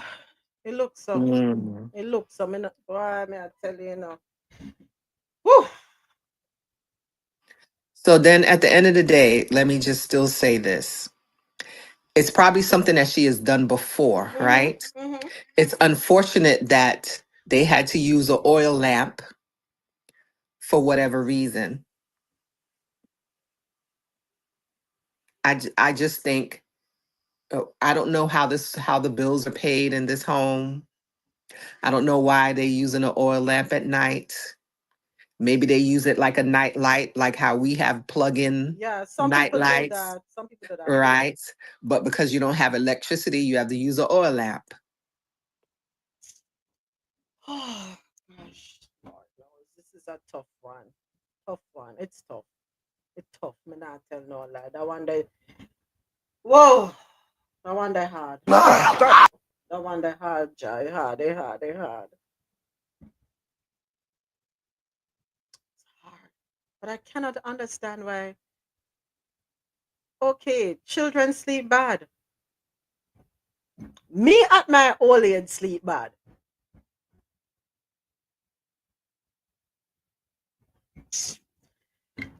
Time for us to go down now with Coffee Pot to Jamaica to host 3rd edition of Island Music Conference starting on February 19th. This one courtesy of CaribbeanNationalWeekly.com. I have to shake off that story. I have to shake off that one. Boy, okay, let's go. According to CaribbeanNationalWeekly.com, Jamaica will host the third edition of the Island Music Conference, set to take place from February 19 to 23 at the Corsley Auditorium in New Kingston, bringing together global music industry leaders to collaborate and advance Jamaican, Caribbean, and world music. In a press release, the organizers highlighted that the conference will provide valuable insights. These insights are into practical strategies and tools for music industry professionals, helping them successfully navigate the complex music ecosystem. This year's event promises to be a key opportunity for networking, knowledge sharing, and fostering growth in the music industry. Endorsed by key organizations such as the Ministry of Culture, Gender and Entertainment and Sport, the Ministry of Tourism, the Jamaica Tourist Board, Chase Fund, the Grammys, and YouTube, IMC 2025 promises to be a landmark event for the music industry. The conference will feature speakers from various music genres, including soca, reggae, dancehall, hip hop, and Afro beats, providing a diverse range of expertise.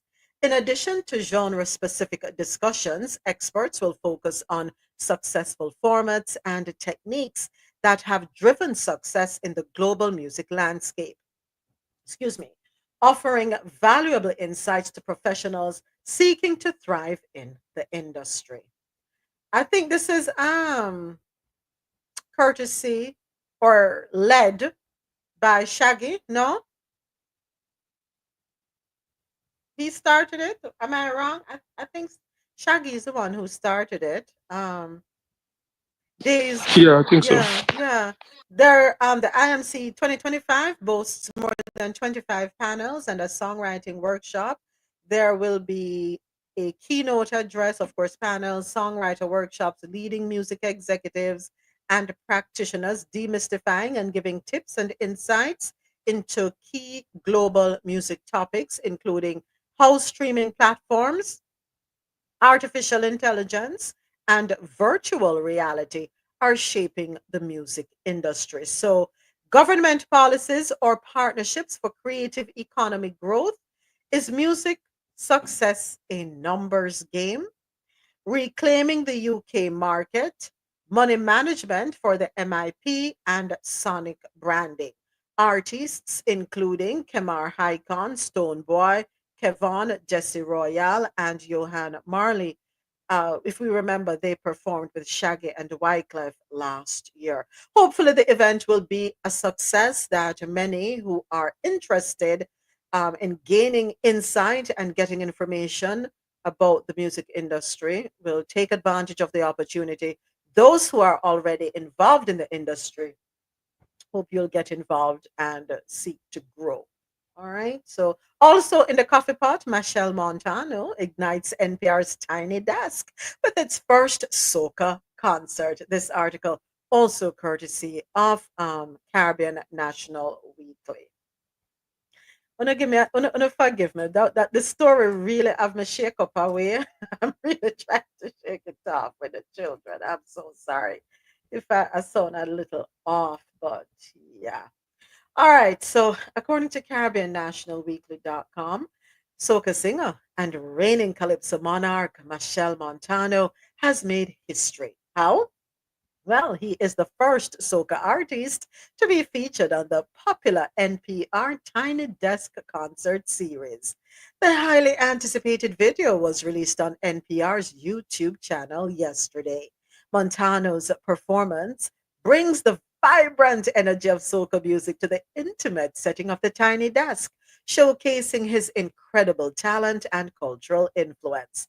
This marks a significant moment for the genre as it gains recognition on such a prominent platform. Well, congratulations, Marshall.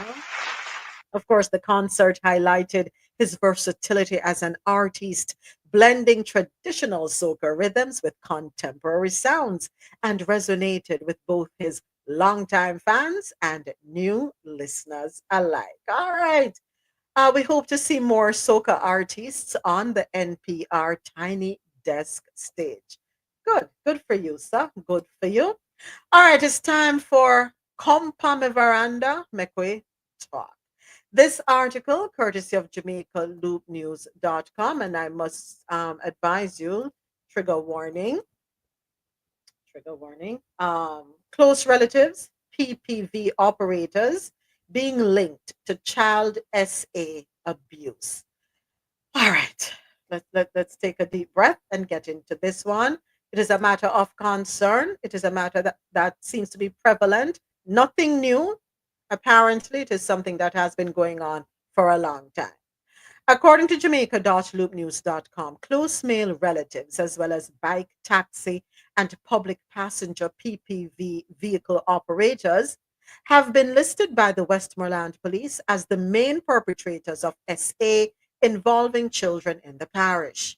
In making the disclosure at the monthly meeting of the Westmoreland Municipal Corporation on Thursday, head of the parish's police superintendent, Othniel Dobson, said preliminary Jamaica Constabulary Force statistics for 2024 showed that 32 incidents of SA were recorded in the parish.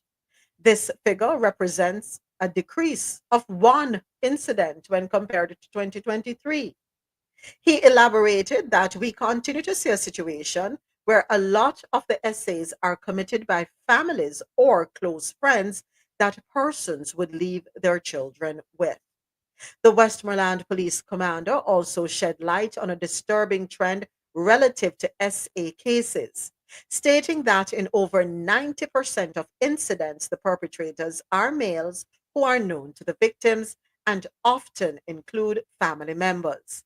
According to Dobson, these assaults are rarely committed by strangers, but rather by individuals familiar to the victims and their families. Boy, them reiterate the point that enough, enough, enough. But anyway, let's keep going.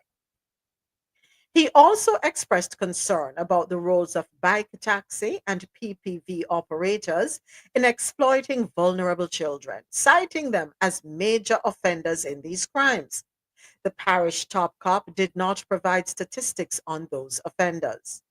Bike taxi is a popular mode of transportation for especially school children in Westmoreland, due primarily to the deplorable state of the roads in some communities there. Whew, this is a heavy one. So, whoever the political representatives are for Westmoreland, I hope you recognize that um, the matter as it relates to the state of the roads, the condition of the roads, as many Jamaicans complain all over the island about the roads in some of their communities. Please address those concerns expeditiously.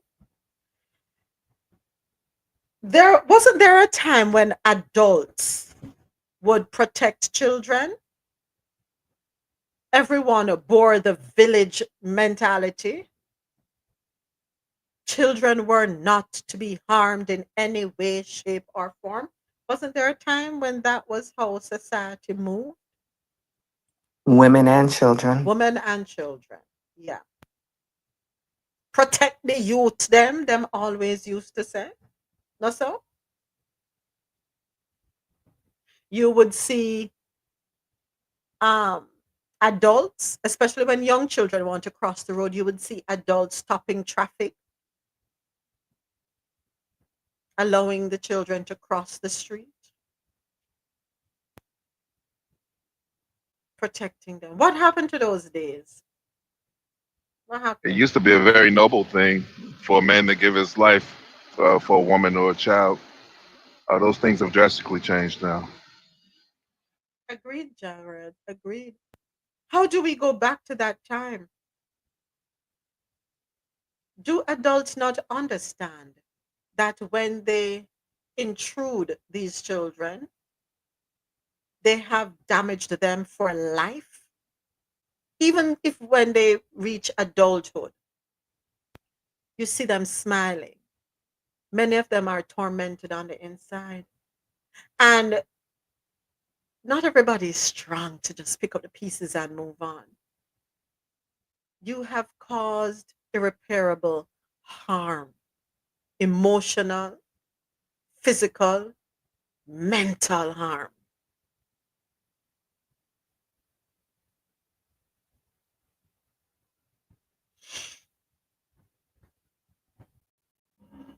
Parents have to make the decision to send their children with bag taxis as well as PPV operators because they have to get to work too. Because if they don't have a job, them can't look after them family, right? It takes a village to raise our children. The village needs to be more protective of our children.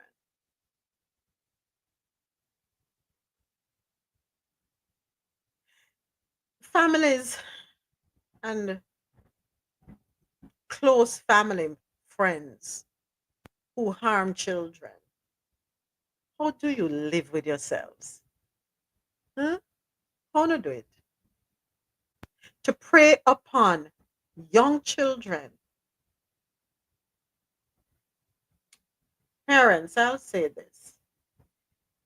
Be careful who you leave your children with. It's so sad that you don't know who to trust. Those of us who are fortunate to have family members with whom we can leave our children and not have to worry for our own, be very grateful. Be very grateful. I don't know. I don't know. How do we fix this? How do we impress upon everyone, the adults who are carrying out these atrocities, that what they're doing is something they need to stop? And many of these adults have children of their own. But then again, some of them are them. Af- oh, yeah, yeah. They're essaying their own children. Some of them. And the other thing I would say to mothers in particular, please listen to your children. Listen to your children. If don't force your children to hug people they don't want to hug. Hmm. Yeah,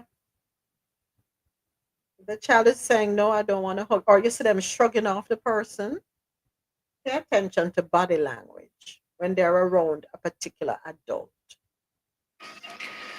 And one thing we also need to impress on our children, because a lot of people that do this will tell the kids, if you tell, I will hurt your family.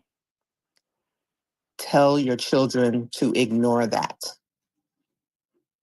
Please. Please ignore that. If someone is harming you, tell your parents.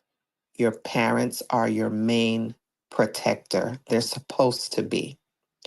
If you're not comfortable enough to tell your parents, speak to someone that you trust, but don't keep it a secret. Please don't keep it a secret.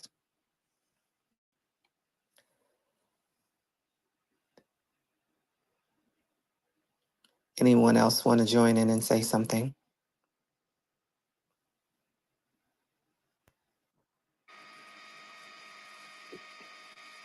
I don't see this aspect of humanity changing. And it goes back to what I've been saying for weeks about people being selfish. And they're only moving through this world doing things that satisfy them. They're not thinking about other people, only themselves. Thank you, Javed. Ja, thank you. Listen to your children. Please, me beg on the parents. Me beg on. Listen. All right. And that story closes out the Caribbean corner. We're going to take a quick break and we'll be right back. We have stories on the international scene coming right up. Coffee and Toe is brought to you in part by Lormel Skin Food. Log on to lormelskinfood.com. Discover the range of natural skincare solutions. Indulge in the radiance of natural and organic beauty with the best natural and organic soap bars, whipped soaps, body butters, and oils. All 100% natural products. Lormel Skin Food for a natural, beautiful you. The world's best coffee from our farms to your cup. It's Grand Coffee House.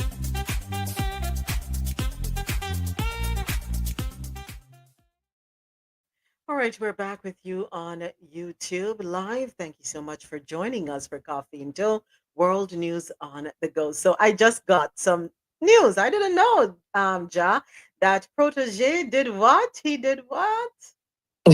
He did his own tiny desk in Jamaica in 2020. You can see it on YouTube. Oh, really? Oh, well. How was it? Any reviews on it? I didn't look at the reviews because I love me some Protege. I So love Protege too. Love him. I wish I could play his music. You see, this is the only thing, the downside of being on YouTube because of copyright infringement laws. And we have to protect ourselves. I do miss the days when we were able to just, we talk about that and we just drop the song. Yeah. Oh boy. No, you give me something to put on the playlist for Friday. Yeah, we can play some Protege music when we're on air before we go live on YouTube. Yeah, we need to find a workaround for YouTube to be able to play the music. How many seconds are you allowed to play without them flagging you? Or that not exists anymore? James, do you know? I think there was Probably less than 5 seconds. Yeah, so very short. very short. So it don't Moments, even make sense to explore. Go ahead, moments, I'll find RoSolo. out. Sorry. I'll find out because I know someone who does a live every Monday night and they play music. So let me find out for you. I know that there is a very popular DJ here in South Florida. He does play music live. However, he uses that as a means of marketing, right? So that's how he gets booked. And he steers his supporters, his subscribers towards his um catalog on SoundCloud or Apple Play or what have you, whatever the streaming platform is for music that he uses. So I guess like James, you pointed out, like Candace Owens, she does get monetized from YouTube because of whatever reason. It's probably the same thing with that DJ. So I'm not worried about the fact that although he gets millions of views, he's not worried about the fact that he's not getting any money from it because he makes his money on the other side. What am I saying? It makes sense? I don't know if I explain myself properly. Yeah, DJs do that all the time. That are they set up like the thing where people can the super chat. I know a DJ in Canada. He play all the music, but he set up a super chat. So by the time you finish playing within like an hour and a half, 2 hour, you make like $500. But and then he deletes it after. Some of them do that. Okay. Oh, so Natural is putting the chat on YouTube around 30 seconds. So around 30 seconds you're allowed, and then you have to cut it. But sometimes the music can be so nice and you're like, you keep going and you just don't want to cross that line. Yeah. I was just sorry, I No, was just go looking ahead, go up. ahead. It says here, I don't know how old this article says YouTube has an audio library that provides free music and sound effects that are copyright free. Mm-hmm. Yeah, that I know, but I'm talking like the artists. For example, if I want to play the Protege song, there after 30 seconds, based on what Natural is saying, you're allowed about up until 30 seconds. After 30 seconds, let us say I was monetized. Whatever I earn would go to them. Because I play their song. Yeah. Yeah, so that's not a risk. I don't want to get in the habit and then it bite me in the rear end. I can't take that, at all. But That's you would have Yeah, to get I play less than permission. 30 seconds before I get strike. So I don't know. I guess it oh, depends. okay. Yeah, because Go ahead, James. Sorry. I did a video and I played the was it Billy Ocean Caribbean Queen? Uh-huh. Just the intro, and I got strike first. So Wow. less than 30 seconds. Yeah, so we're not okay. That means they have changed their thing, they're naturalists. So yeah, we're not It even depends. gonna I go guess down it that road depends then. because everybody is different, right? I think every studio is different. So some might have because I know like a lot of the dance hall they have limited restriction on some of the dance halls. Mm-hmm. So when you look at the vloggers, like they play some of the dancehall music without getting strike. But so I don't know. Okay. And what I find out too is that sometimes the live don't get strike. Because I've gone to like I went to the what's his name concert. When name again? She's Royal. Taurus Rally. Mm-hmm. Yeah, Taurus Rally. I went to his concert and I videoed it and I uploaded it and I didn't get strike. And he sing all of his hit song, but because it was live, I guess, and I didn't get strike for it. Let me tell you, so you see, because I don't have a legal department, I don't have personnel that I can say, okay, let's explore this and do a deep dive and say what we can do, what we can do. Let me stay upon the way you call it. They say stay upon crooked and cut straight. Let me go on the crooked part here. Not take no chance. Not no. Not no. Definitely not no. I know that there are some people who have their attorneys reach out to artists to get permission. And I think there's a whole legal wrangling on the back end and they have to send that over to YouTube. It's a lot. No, brethren, we're not there so yet, James. We don't have the staff there in place yet. No, so, but we'll get there. I receive it. I believe it. Speaking it into existence, as they say. All right, time for stories on the international scene. First up, China's exports in December up 10.7%, beating estimates as higher U.S. tariffs loom. This article, courtesy of NPR.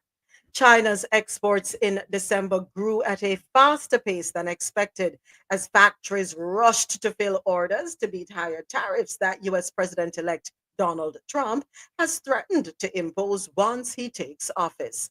Exports rose 10.7% from a year earlier. Economists had forecast that they would grow about 7%. Imports rose 1% year on year. Analysts had expected them to shrink about 1.5%. With exports outpacing imports, China's trade surplus grew to $104.84 billion.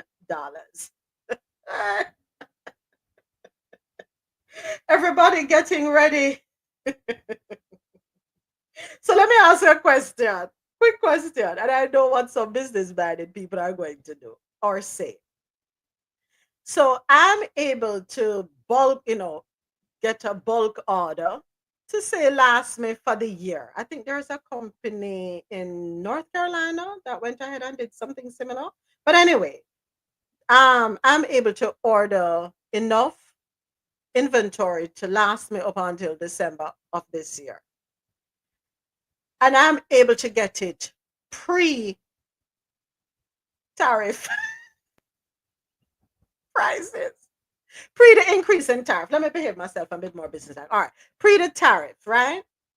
What how am I going to charge my customers? Am I going to price the goods as though I had to pay the increased tariff, or am I going to be um reasonable and give it to them at the normal price? What would you do? This America. They're gonna charge. They're gonna get the discount and charge the uptick. Exactly.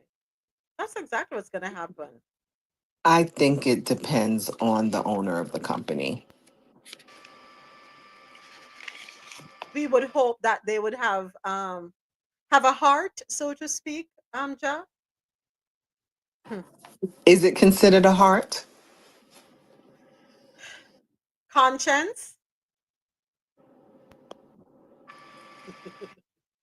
What do you think? Not heart, a conscience. Let's see. I mean, you always want to be in lane with your competition, though, right? Mm-hmm. As a business owner, you make sure that you stay in that lane. If not, you either want to beat your competition or at least not be behind the eight ball. So I guess that's you'll price accordingly. Mm-hmm. Mm-hmm. Okay. Um. Moment, I learned something about tariff recently. Yeah. Talk to me.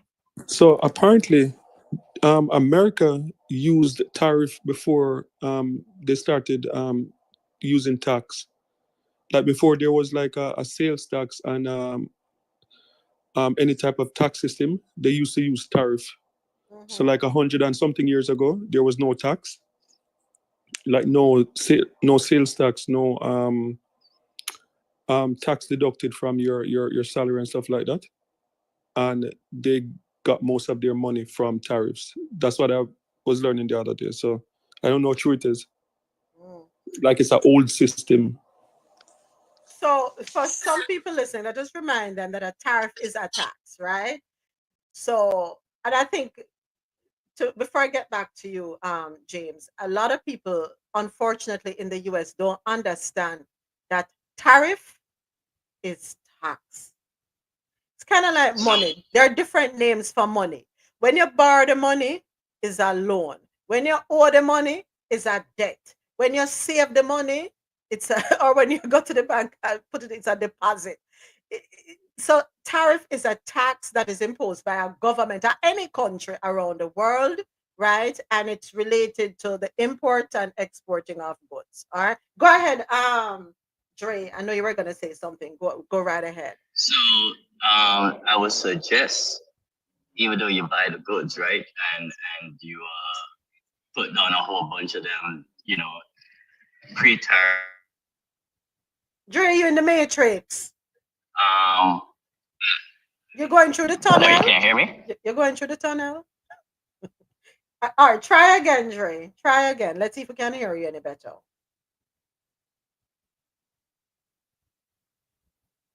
All right, we're not hearing Dre. He's probably in a bad spot. Okay, the other thing that we want to remind folks listening of is this.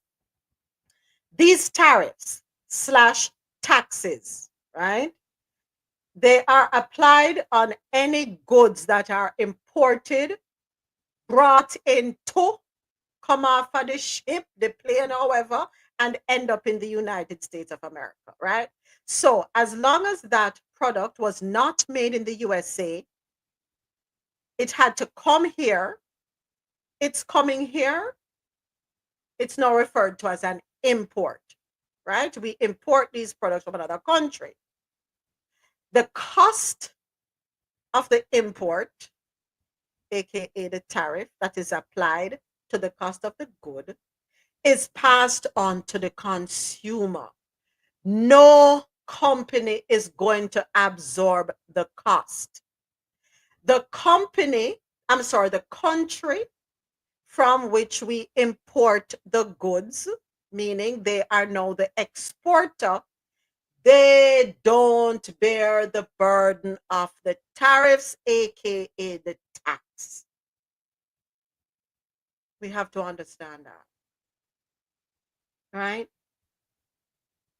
Taxes, tariffs that are applied, that are assessed to any good that is imported is paid by the consumer in the end. All right, Dre, try again. Try and see if we can hear you now. Yeah, you can hear me now. Much better. Thank you. All right. So what I was saying, you say you buy the goods like pre-tariff, right? Then you put them down, and then when the tariff hits, whatever, you're selling the goods, right? But you gotta sell it at a cheaper cost. That's what you said, right? Uh-huh. Right. Are they going to sell it at a cheaper cost because they acquired it at a cheaper wouldn't. cost? You wouldn't. I Okay. wouldn't. All right. Because what happened next year, when I have to buy the goods at a more expensive price, now I still have to push up the price on the customers, right? Mm-hmm. And you already spoil the customers, right? So they're just might go to your competition anyway. Mm-hmm. So you should stay in line with your competitors. Okay. Not just That's that, my man. view. Okay. Okay, Dre, Sorry, thank you. Dre. Go ahead, Mr. President. I say usually you look at the replacement cost. So you would still be taking the replacement cost into consideration Mm-hmm.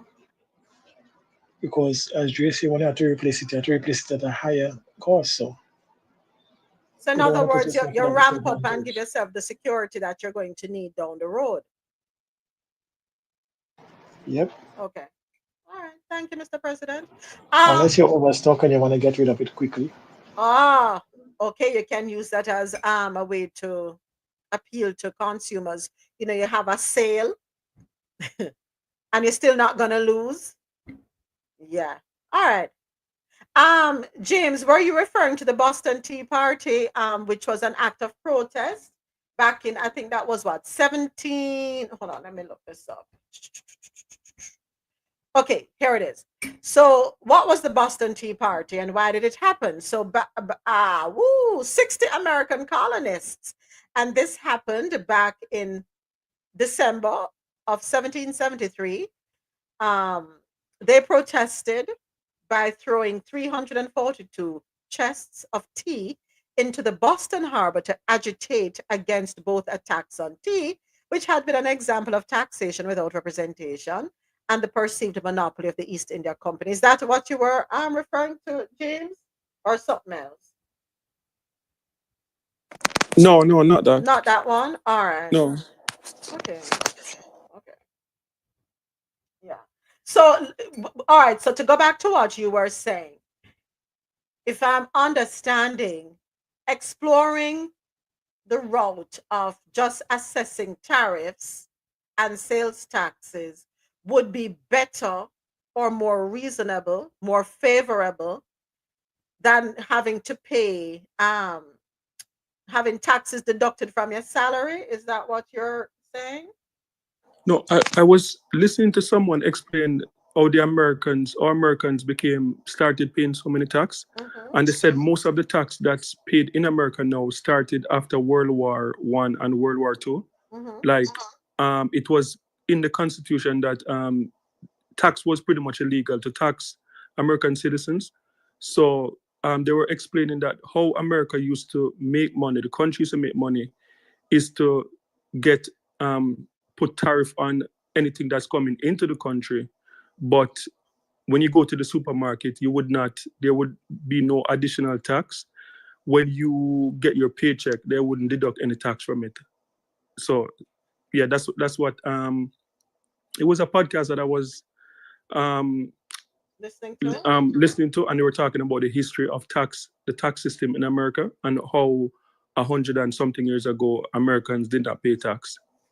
Like the tax in terms of tax on goods and services, right? Because Right. remember in our lifetime, like in Jamaica, there was no sales tax, right? And what you call it, GCT. GCT. It came in under the Edward Seaga administration. So something similar to that. They were explaining that there was no sales tax, and they did not tax any income tax and stuff like that. America made all of their money from tariffs in terms of trading back over 150 years ago. But you know something, James, as I'm listening to you, I'm thinking about something that I saw a couple of weeks ago or a couple of months ago, whatever. Them really tax the life out of us, because let's think about it. You get your paycheck, boom, taxes take out. Federal, and depending on what state you live in, I don't know how it works up there in Canada, but depending on the state that you live in here in the US, you pay federal only or you have federal and state taxes deducted from your salary. So that gone. Uncle Sam put him hand in, get that cut. You go to the stores, you have to pay taxes again. You have to pay taxes on your home. You have to pay taxes on your car every year. Everything you pay taxes on.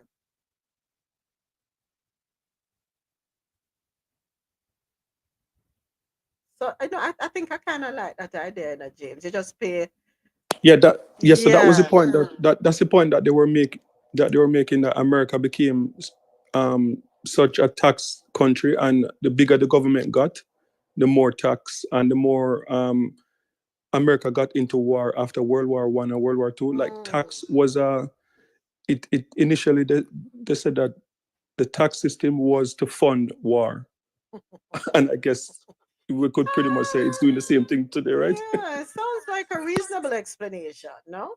Sounds pretty reasonable. All right, let's keep it moving. Next up, the truth behind your $12 dress.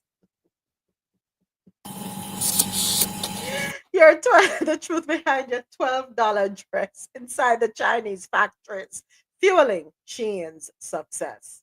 All right, let's jump into this one.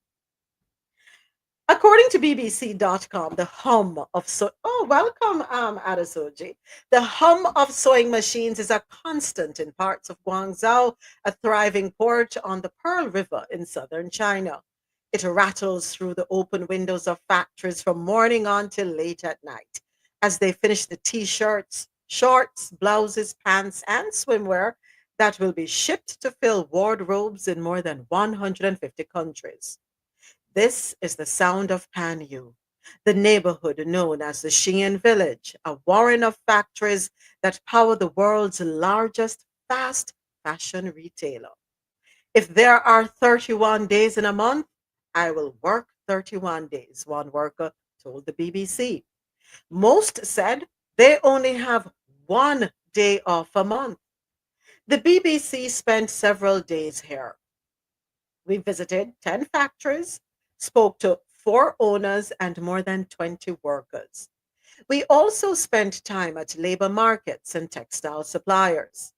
We found that the beating heart of this empire is a workforce that sits behind sewing machines for around 75 hours a week in contravention of Chinese labor laws. Hold on 1 second. I have a pop up here that I gotta move.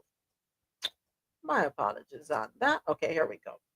These hours are not unusual in Guangzhou, an industrial hub for rural workers in search of a higher income, or in China, which has long been the world's unrivaled factory. But they added to a growing list of questions about Shein, once a little known Chinese founded company that has become a global company in just over 5 years. Still privately owned, it was valued at about £54 billion or $66 billion. And this was in a fundraising round which happened in 2023. It's now eyeing a potential listing on the London Stock Exchange. Its meteoric rise, however, has been dogged with controversy about its treatment of workers and allegations of forced labor. Last year, it admitted to finding children working in its factories in China. The company declined to be interviewed, told the BBC in a statement that Shein is committed to ensuring the fair and dignified treatment of all workers within our supply chain. And they are investing tens of millions of dollars in strengthening governance and compliance. They strive to set the highest standards for pay, and they require that all supply chain partners adhere to their code of conduct. Furthermore, Shein works with auditors to ensure compliance. Of course, their success lies in volume. The inventory online runs into the hundreds of thousands and deep discounts. £10 dresses, £6 sweaters, prices that hover below £8 on average. Revenue soared, outstripping the likes of H&M, Zara, and Primark. The cut price sales are driven by places like the Shein Village, home to some 5,000 factories, most of them Shein suppliers. 31 days in a month, and they will work 31. 1 day off for the month. So, where are the humane practices, the labor laws? Is that even legal? Should that be allowed? Women, that is standard industry practice. Oh, wow. All the HMMs, the Forever 21s, all of them does it. All of them does it. And all of them claim to audit their supply chain. All of them claim They don't know what's going on. It's only when a factory fall down and kill people and stuff, it make headline for 2 weeks. Everybody wash their hands of it, and normal business next week. They all do it. They earn so little though. And in this report, they earn little. The cost of living is high. One person is explaining that they get paid per piece. That's wickedness. Why they don't just have a standard pay? Why are you charging? Why are you paying them per piece? So you know what you do? You have them burning out themselves. Okay, I did 8 pieces today. No, I have to do 10 tomorrow. I have to do 12 the next day, and I have to keep going, and I have to keep pumping out, pumping out, pumping out. But how then are we getting quality merchandise? Or we don't care about quality. We just care about the affordability aspect of it. Moments. They had an investigation recently in Italy. All the brand name companies Yep. had people working in sweatshops. So it's everybody. It's everybody. And you're paying thousands and thousands of dollars for a $25 bag.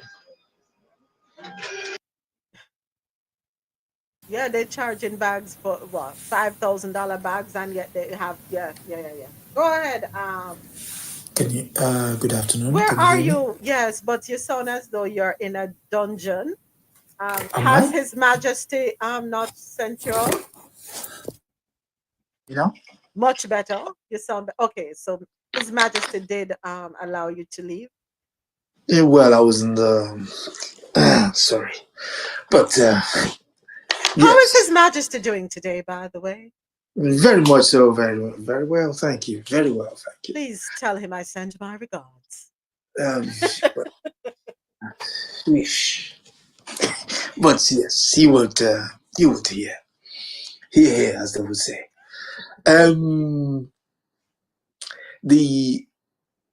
You see, once BBC goes to a place like that and goes to sort of snoop around, well, it's not really snooping around. They've gone there to manufacture content. What do I mean by that? You notice in the story, it says this company wants to be listed on the London Stock Exchange. Yes. Mm-hmm. So it's a way for you to be able to sit with your conscience what is about to come forth.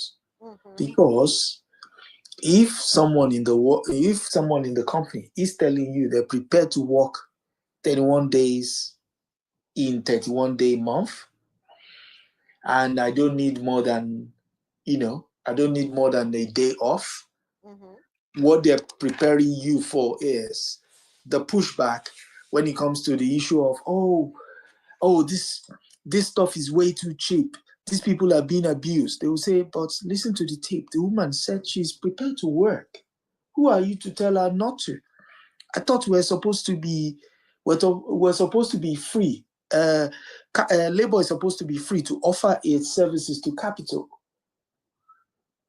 Now, the downside of that aspect is, sincerely speaking, how many of us here will pay full price for a sweater?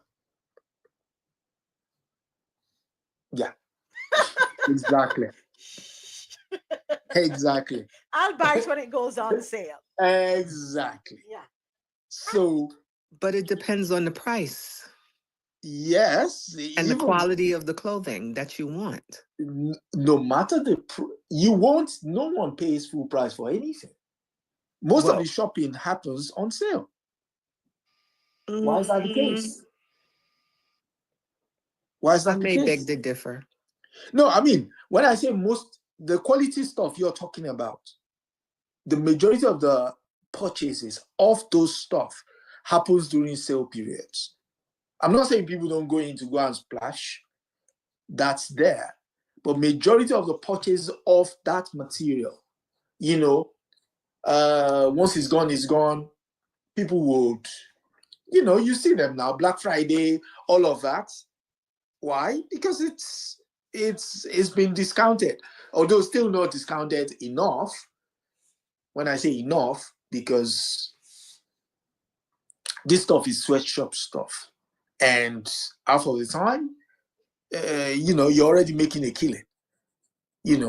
metaphorically, of course. You're already making a killing. So anytime you call a sale, what you're doing is you're just bringing it within reasonable distance of what the actual price of production was. That's it. So this guy's hoping to get listed on London Stock Exchange is another example of how capital washes itself in PR, which is what the likes of BBC are there to do. And so one final question is, everybody that is screaming that your jobs were going to China, are you prepared to work 31 days in a month? Are you? I wanted to address something about the sales. Yes, Ja, go ahead. When I go in the store to purchase something, who sets that price? It's a combination of factors. Okay. So a company will set a price. And if that price is not yielding the consumers they want, then they supposedly put it on sale. How many times have you went into a sale and you move the little price tag sticky over and you see, and and you see that it's not really a sale? It's just you didn't come at the time that it was originally priced at something. So even though he says we're purchasing things at most of the time for a sale, I don't really know it's a sale because that they're setting that price. Now I understand about paying $5 to make sneakers and then you're paying $200 in the United States. I understand that aspect and that's not right. But yeah, I just wanted to throw that little caveat in there. You know what? I just remember, Ja, when we were living in Atlanta, and I remember going up to the mall. We had just moved there. It was going to be our first winter there. And went up to this mall up in Cobb County and walking into this particular, one of the anchor stores, right? And saw this beautiful cashmere sweater. And I was like, oh, I love it. I'll never forget. Beige in color. I don't know where that sweater is now. I don't know. But anyway, beige in color. I was like, yes, perfect. Felt like, oh, butter. So I looked at the price tag, $200 and something. But I flipped the tag over. Guess how much it was on sale for? Take a guess. $5. Well, a little bit more. $20.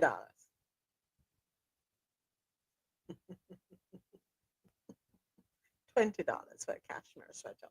Went into the same anchor store at a mall down here recently, and they have a section with some cashmere sweaters. Beautiful cashmere. Who tell me if I look at the people and price tag? As quickly as me take up the price tag is as quickly as I allowed it to slip out of my fingers and wheel my behind around and get myself away from that section. But if you're able to discount it all the way to $20, I don't think the store is going to sell it to at the point where they're losing, or do they? I don't know. Or are they selling it where they break even at least? I think the clue is in the point you made, the point you stated in the article, where you said they were paying them per piece. So you've got 5,000 factories in a tiny village, and I go from one to one, and I'm saying, okay, I've got this sweater, I've got this fabric, who can make it, and give me a price.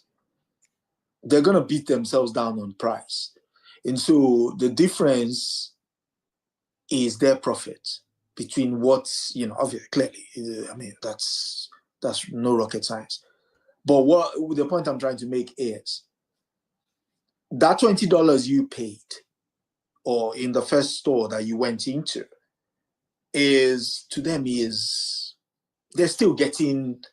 I mean, if you go on, what's it called? What's that Chinese spot online? What's it called? The latest one, the one that people say, yeah. You see sweaters for pennies. What are they made of? Though remember, we have to talk about the health aspect of it. Yeah. So a lot of them are made with carcinogens. Yes. So here is Allegedly, based on no, the study that was done and presented. no, I mean, you could do easy tests. You just need to go outside into your garden and just put a lighter to it and see how fast it catches. You know, so all of this, this is how these guys, the guys who have captured power in the United States now, have set the world up on fire. Because it's now a race to the bottom. Who can make stuff the cheapest? Who can get more out of less? So the conscious decision about your humanity would no longer be the question. Everything would now have a price to it. How much get it for? And can I get it any cheaper? Yeah, yeah. Well, according to David Hatchfield, it's an extreme form of exploitation and it needs to be visible. The hours that they're working are not unusual, but clearly illegal as it violates basic human rights. The average working week should not exceed 44 hours, and that is according to Chinese labor laws, which also state that employers should ensure workers have at least one rest day a week. If an employer wants to extend these hours, it should be for special reasons. Um, When it's an American company in China, whose laws do they have to follow? Good question. I don't know. We need to do some research on that. James, something for you to take on. You're good at doing the research. And as I said before, I do shop on Temu, and the same products are Amazon as well.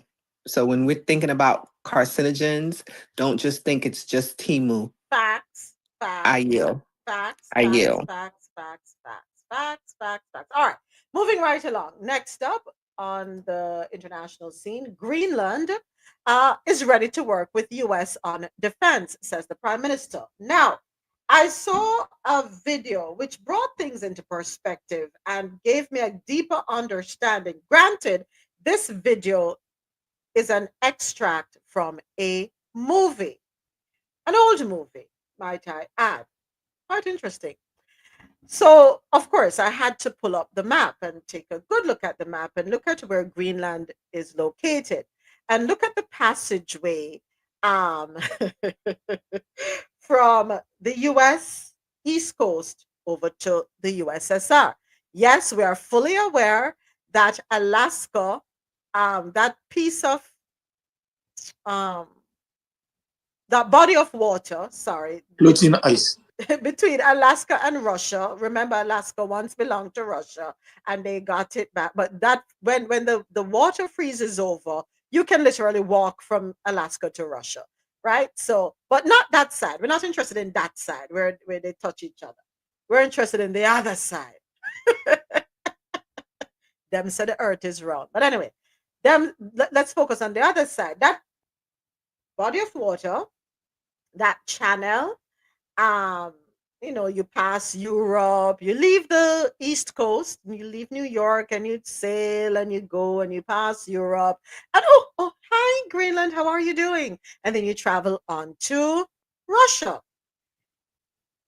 They are concerned about submarines and all of that could be lurking in the waters, off the coast of Russia that may go undetected.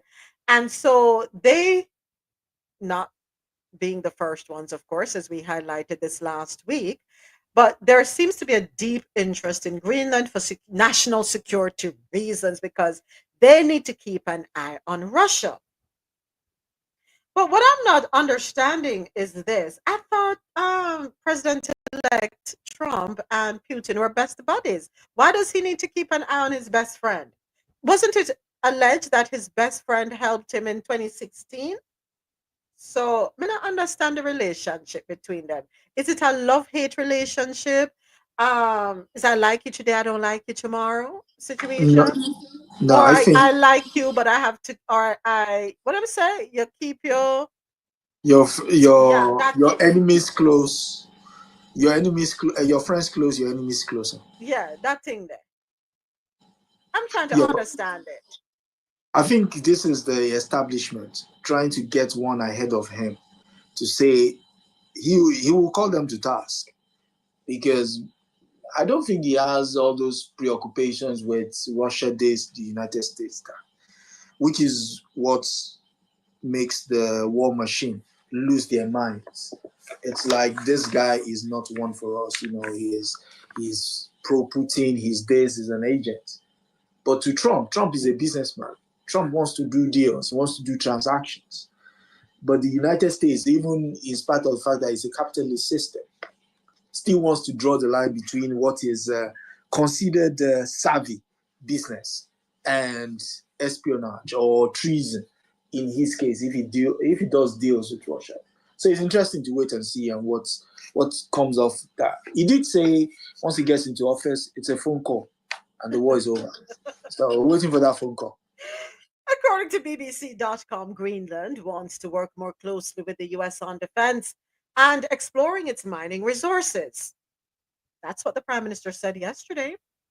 The Prime Minister said his government was looking for ways to work with President-elect Donald Trump, who has in recent weeks shown renewed interest in taking control of the territory, without ruling out using military or economic force to do so.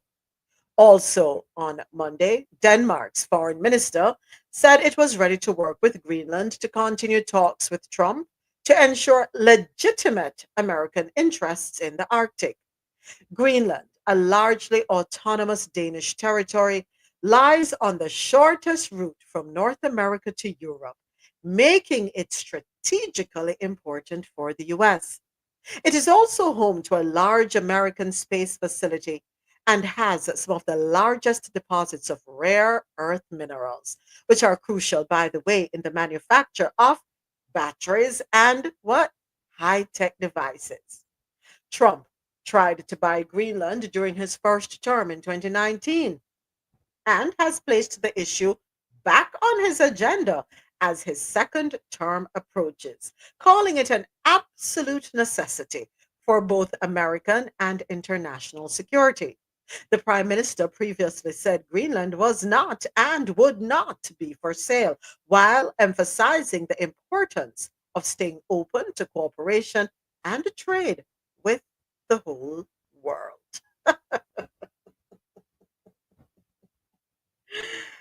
Do not sell. Prime Minister, is it how does he pronounce his name? Egede, Egede. I don't speak Danish. Not sure, but I hope he doesn't sell. I hope he doesn't cave, and I do sincerely hope that we do not send our military into Greenland to do anything ridiculous. That's all I can say on that matter. Go right ahead. My apologies. Oh, you said you hope that the United States does not do what? What did you say? You Put hope the United put States? boots on the ground. Since the Second World War, go and look at all the what's it called? The military intervention that the United States has been involved in. It's been in the interest of capital, interest of money. So, I mean, once you said there are minerals somewhere and you don't expect the US military to follow, so come on. What are we doing here? What? Yes, I need to wake up and stop being delusional. Is that what I mean, I won't use the word delusional, but I'll use the word Mr. President tends to do. We're living in a state of utopia here if we think that is not going to be the case. This is minerals. You've lined the entire premise up. What did you say the minerals need? They're lithium batteries. For batteries and high-tech devices. Okay. So who does Yeah. Elania. Exactly. So what are we doing? We're trying to play pretend. I think it'd be very interesting to see how United States would go into another country with people that look like them and see how they behave. That's a good one, Jared. That's a good one. There's always a first. Listen, this is money. Money has, for these guys, enough is not a word. It's not a word.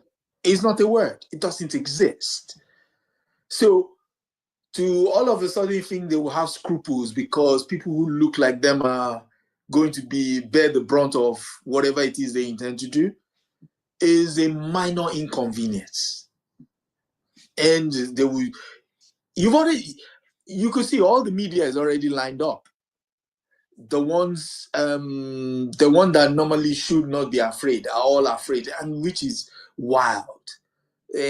What's his name? The guy with Facebook, Mark Zuckerberg, saying we're no longer going to fact check. Why are you no longer going to fact check? It's not. This is not the culture wars or anything.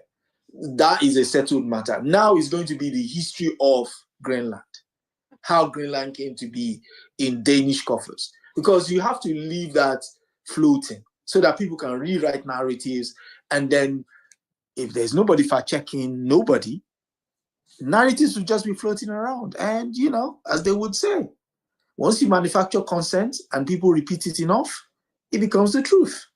It becomes the truth. All right, thank you, Adesoji. Next up, Spain plans 100% tax for homes bought by non-EU residents. There goes my dream. All right, according to BBC.com, Spain is planning to impose a tax of up to 100% on the value of properties bought by non-residents from countries outside the EU, such as the United Kingdom. Announcing the move, Prime Minister Pedro Sanchez said the unprecedented measure was necessary to meet the country's housing emergency. The West faces a decisive challenge to not become a society divided into two classes, the rich landlords and poor tenants, he said. Non-EU residents bought 27,000 properties in Spain in 2023. That's what he told an economic forum in Madrid. Not to live in, but to make money from them, which, in the context of the shortage that we are in, we obviously cannot allow, he added. The move was designed to prioritize available homes for residents, the Spanish Prime Minister said. Sanchez did not provide any more details on how the tax would work, nor a timeline for presenting it to Parliament for approval, where he has often struggled to gather sufficient votes to pass legislation. His office described the proposed measure as a way to limit the purchase of homes by non-resident, non-EU foreigners. In Spain, people are classed as non-residents if they live in the country for less than 180 days, 83 days rather, in a single year. What do you think about that? I got to provide homes for my people first. I have to see to you're not going to come here, buy up these homes, make money off of these homes, and my folks have nowhere to live.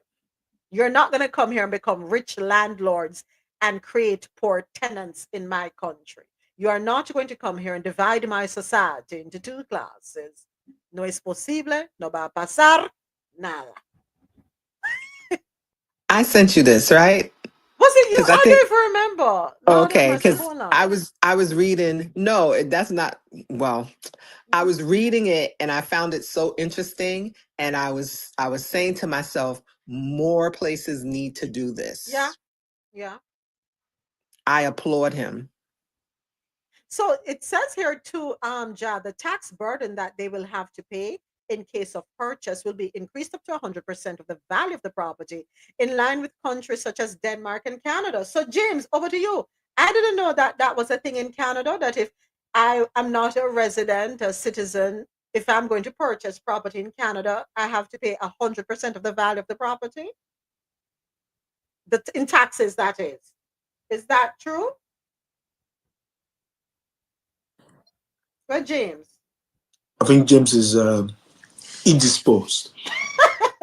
Okay, thank you, Adesoji. Before James comes in, I, even as a Brit, I support that move 100%. You know why?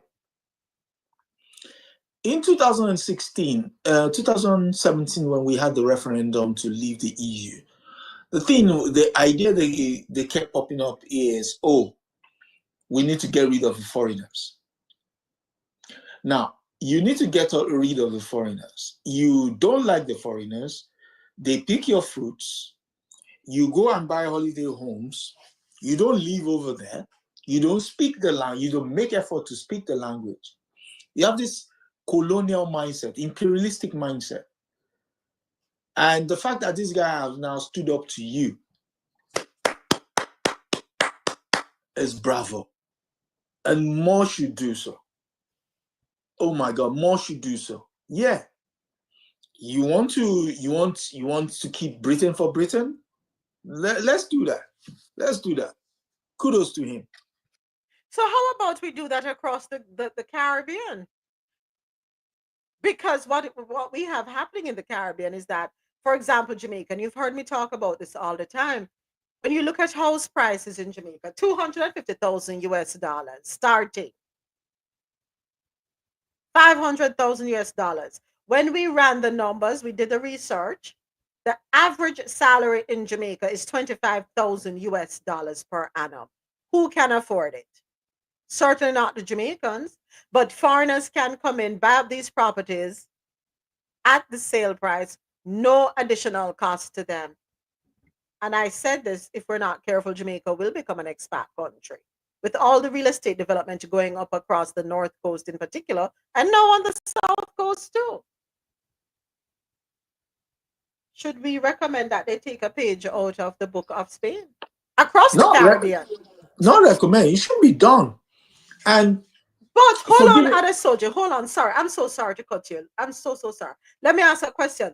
How do we balance that though? Because, for example, in the Eastern Caribbean, in some of the islands, Grenada, Antigua, I think Saint Lucia, we have the CBI program or the IBI program, Citizen by Investment, Resident by Investment, where which island is it? You have to pay some 200 and something thousand dollars per person or for your family.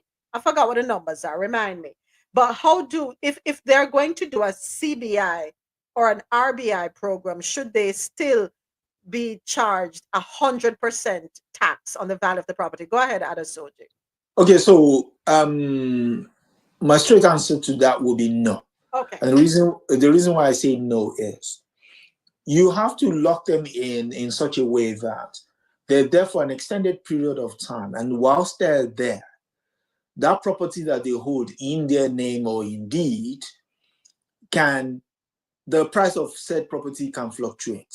The day you decide, you know what, you're not going to be spending 200 days in Jamaica, instead you're going to turn the house into an Airbnb, that should trigger something. Mm-hmm. That should trigger something. That should be like, okay, you know what?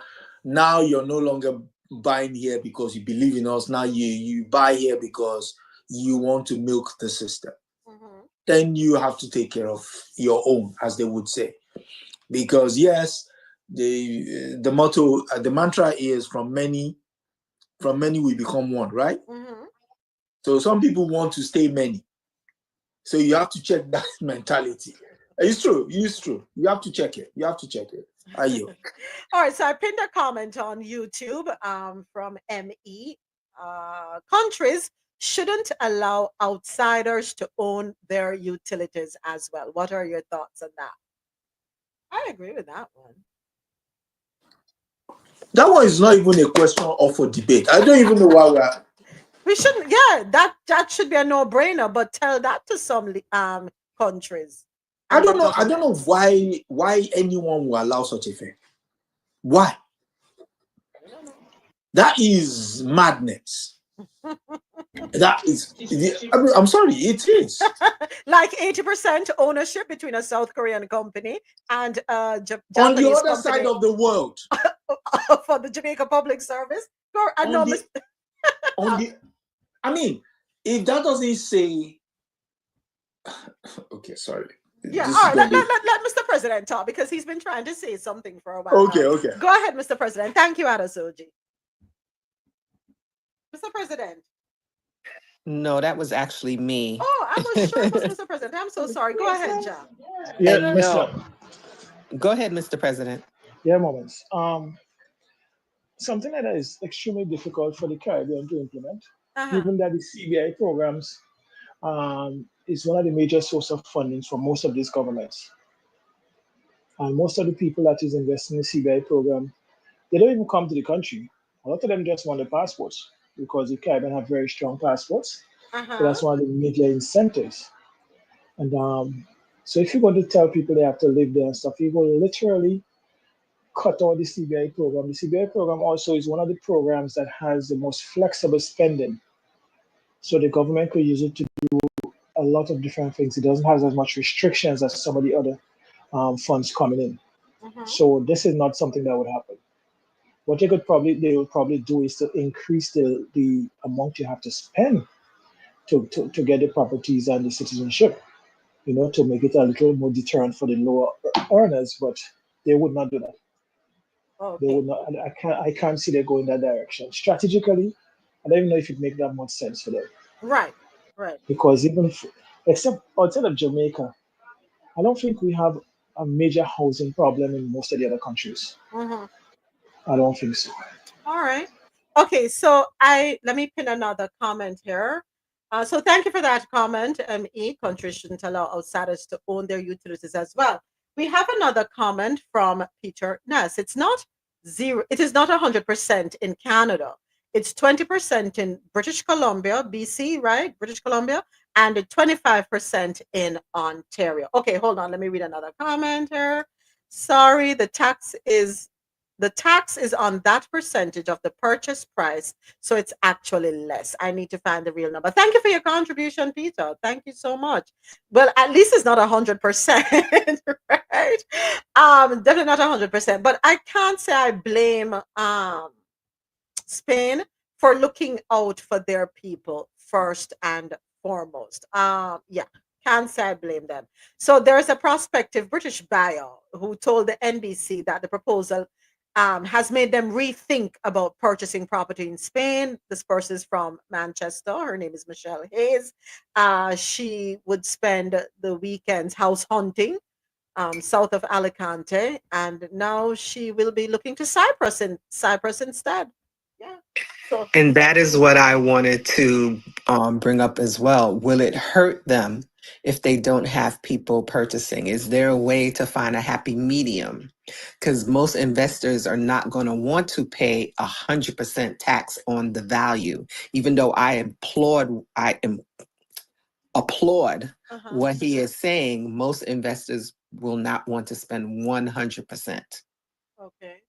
Well, in one of the comments here, selling could be tough if we can no longer sell to non-residents, especially a holiday home property in a touristy area. Or I think someone else had to open their mind. Yeah, no. Go ahead, James. What I was going to say, like, there's always loophole, right? Because what happened in Canada, right?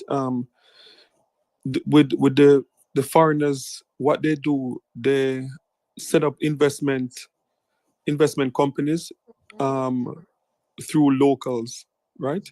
So, like, for example, like I know condos that are going up in close to where I live, and like, say, like a 200 unit condo and 100 pre-construction. 100 is sold to one person, and what they do now, they will funnel money in, because, like, for example, India is is taking up a big part of Canada now, right? There are a lot of Indian oligarchs, so they send money through the same way that the Chinese send their money to invest in other countries. So they send their money to invest. So it's actually going into like a citizens, the company set up under a Canadian citizen, but the money is not really from them. So there's always loophole for these millionaires and billionaires to get their ways. So they try it in Canada, but I don't think it's working because we're still having the same problem. So yeah, so people with money always find a way. Yeah. Where there's a will, there is a way indeed. All right, thank you. We're going to keep it moving because we do have a few more stories to get through. Next up, Prime Minister plans to unleash AI across the UK to boost growth. This article, courtesy of BBC.com. Artificial intelligence presents a vast potential for rejuvenating UK public services, according to the Prime Minister on Monday. In a speech setting out the government's plan to use AI across the UK to boost growth and deliver services more efficiently, Sir Starmer said the government had a oh, thank you, Donald. I didn't know. Thank you. Thank you for the alert. So, you two, bear with me one moment. I have just been kicked out of fan base. I need to get back in. I think fan base is growing at an exponential rate, and as a result, they are having server issues.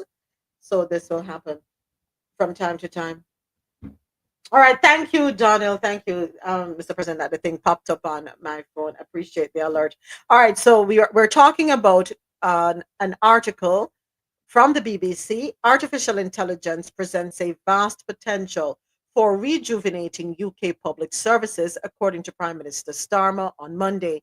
In a speech setting out the government's plan to use AI across the UK to boost growth and deliver services more efficiently, Sir Starmer said the government had a responsibility to make AI work for working people.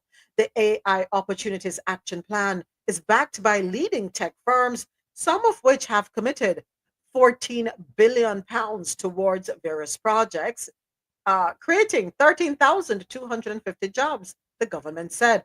But the government faces questions over how much time and money will be needed to make its vision a reality, amid concerns over borrowing costs and the falling value of the pound.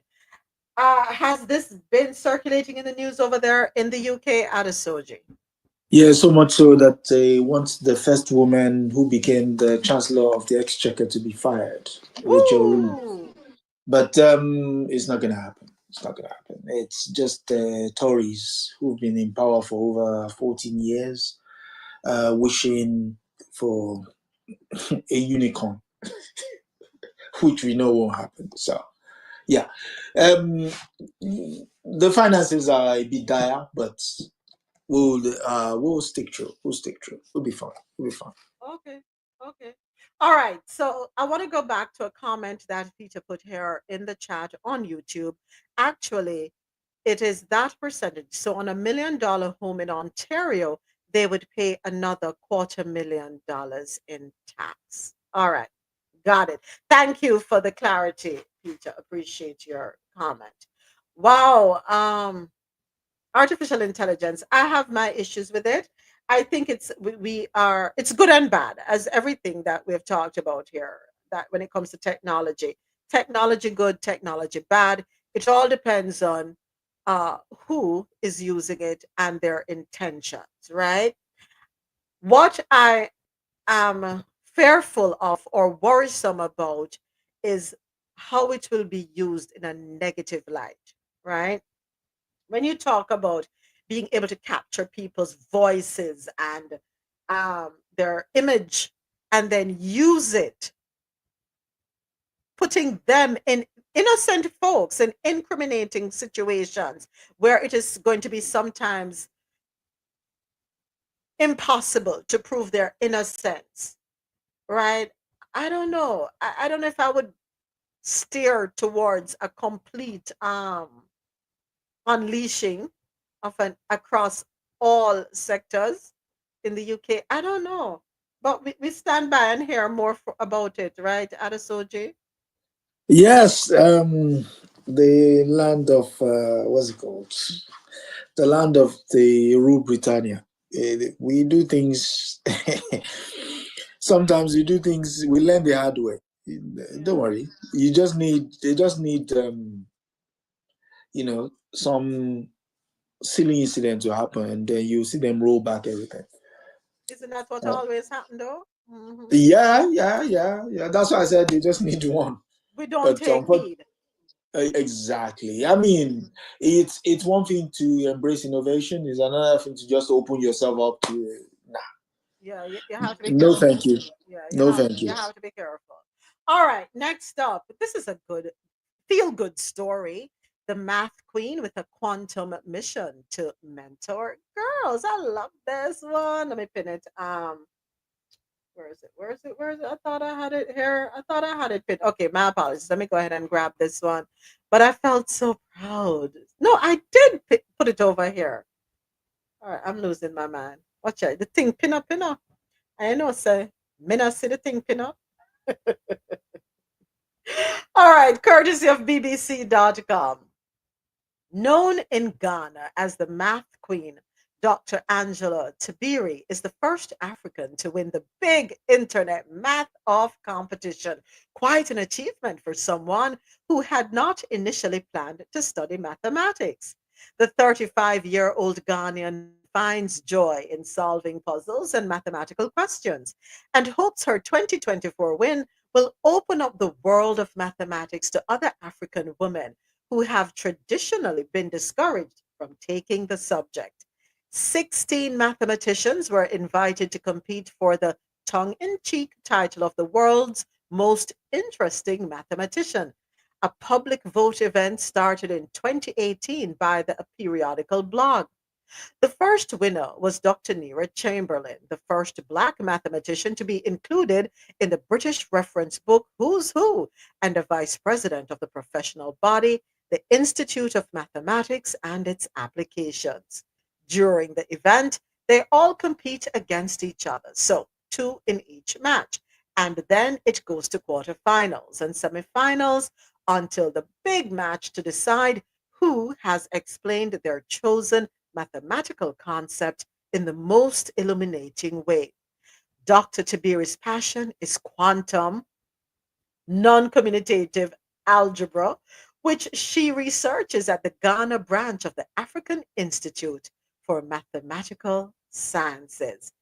AIMS is the acronym for that. AIMS started in South Africa and then expanded to Ghana, Senegal, Cameroon, and Rwanda to provide postgraduate training and research in science, technology, engineering, and mathematics. So, congratulations, Dr. Tabiri.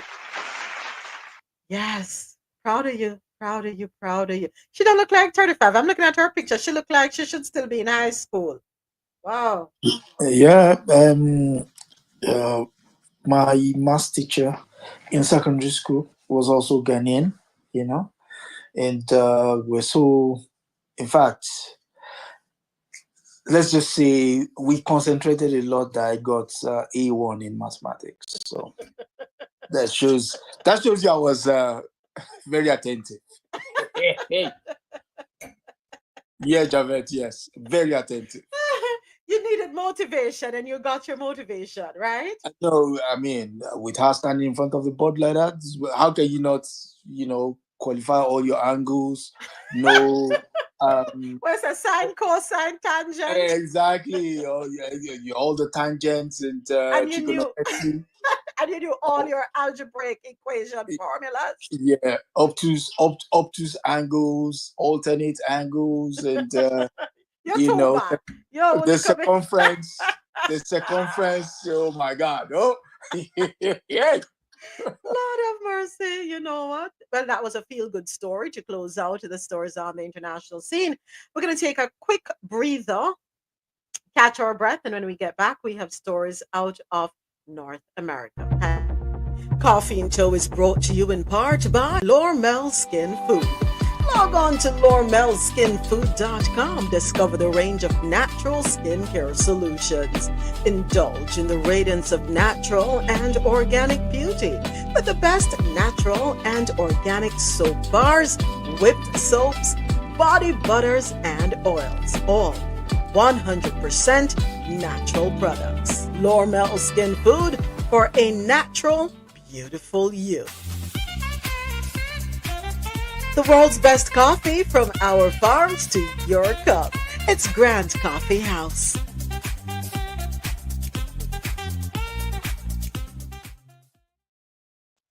Thank you so much to everyone for joining us for Coffee and Toe live World News on the Go right here on YouTube. And of course, a big thank you to my fan base family. Fan base is where the conversation happens. All right, so time for stories out of North America.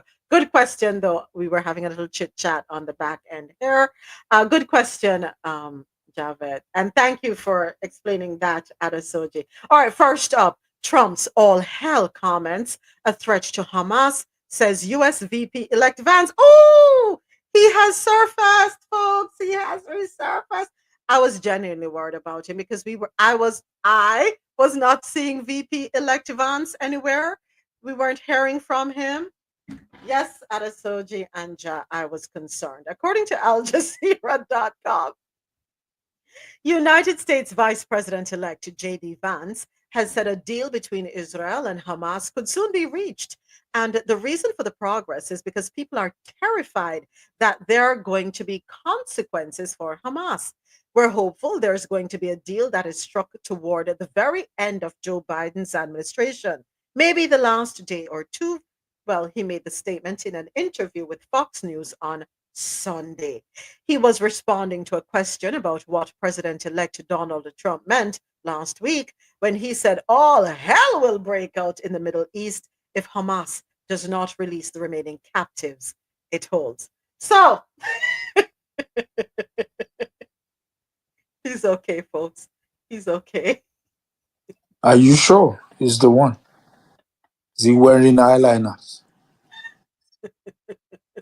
I'm sorry, but that story don't sound too. So all of a sudden, after you kill all these people, Hamas gets so scared because Trump said all hell will break loose, and they're going to strike a deal now. That And don't make no sense to me. exactly, Donnell. And to even add the fact that you said you're going to destroy Hamas. Why are you talking to someone you said you were going to destroy? Why?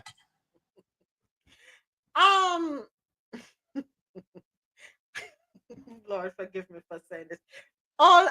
Every time we talk about hostages, all I can picture is that video that aired months ago with the dog. You know, the dog that came out from that was released. Oh, the welfare dog.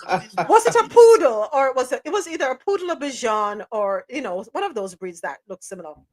But it was a white dog. The ears that were well trimmed. Look, the dog looked well manicured. I don't know. That's all I imagine, Huh. Oh, something just popped up. Oh, Lord have mercy. Please say this is not true. Something just popped up with regard to the fires over there in California, but we'll get to that later on. And tunnels.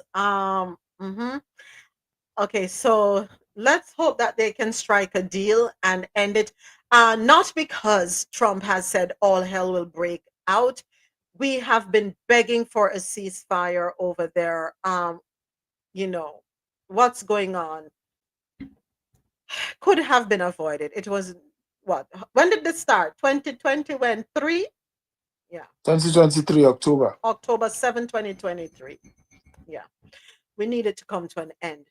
Really and truly. Next up, despite strict laws, Texas is awash in intoxicating cannabis. We're going to head and take a listen to the soundbite to this article courtesy of NPR.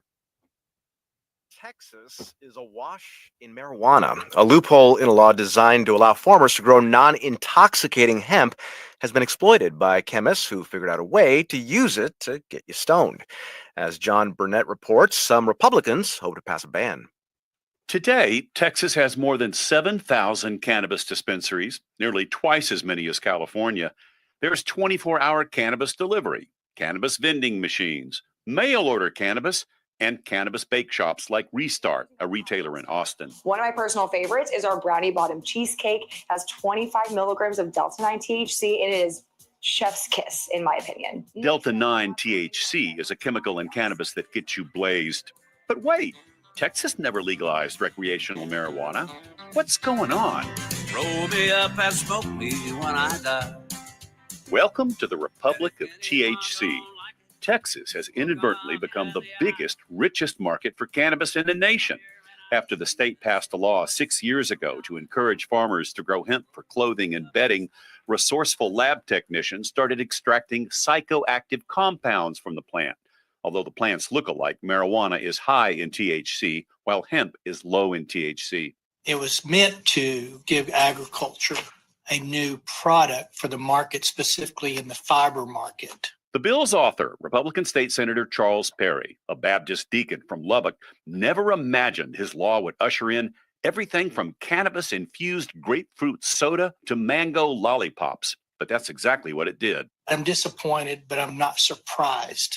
When I passed that, I said, if you guys screw this up by being cute and getting people high from it, there will be consequences. I asked Cynthia Cabrera if she's worried about these consequences.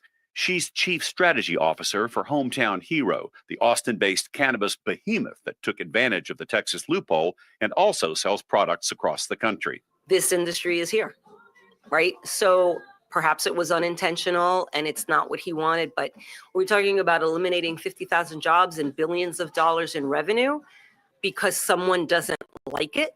There are actually two cannabis industries in Texas, and they're at war: consumable hemp and medical marijuana.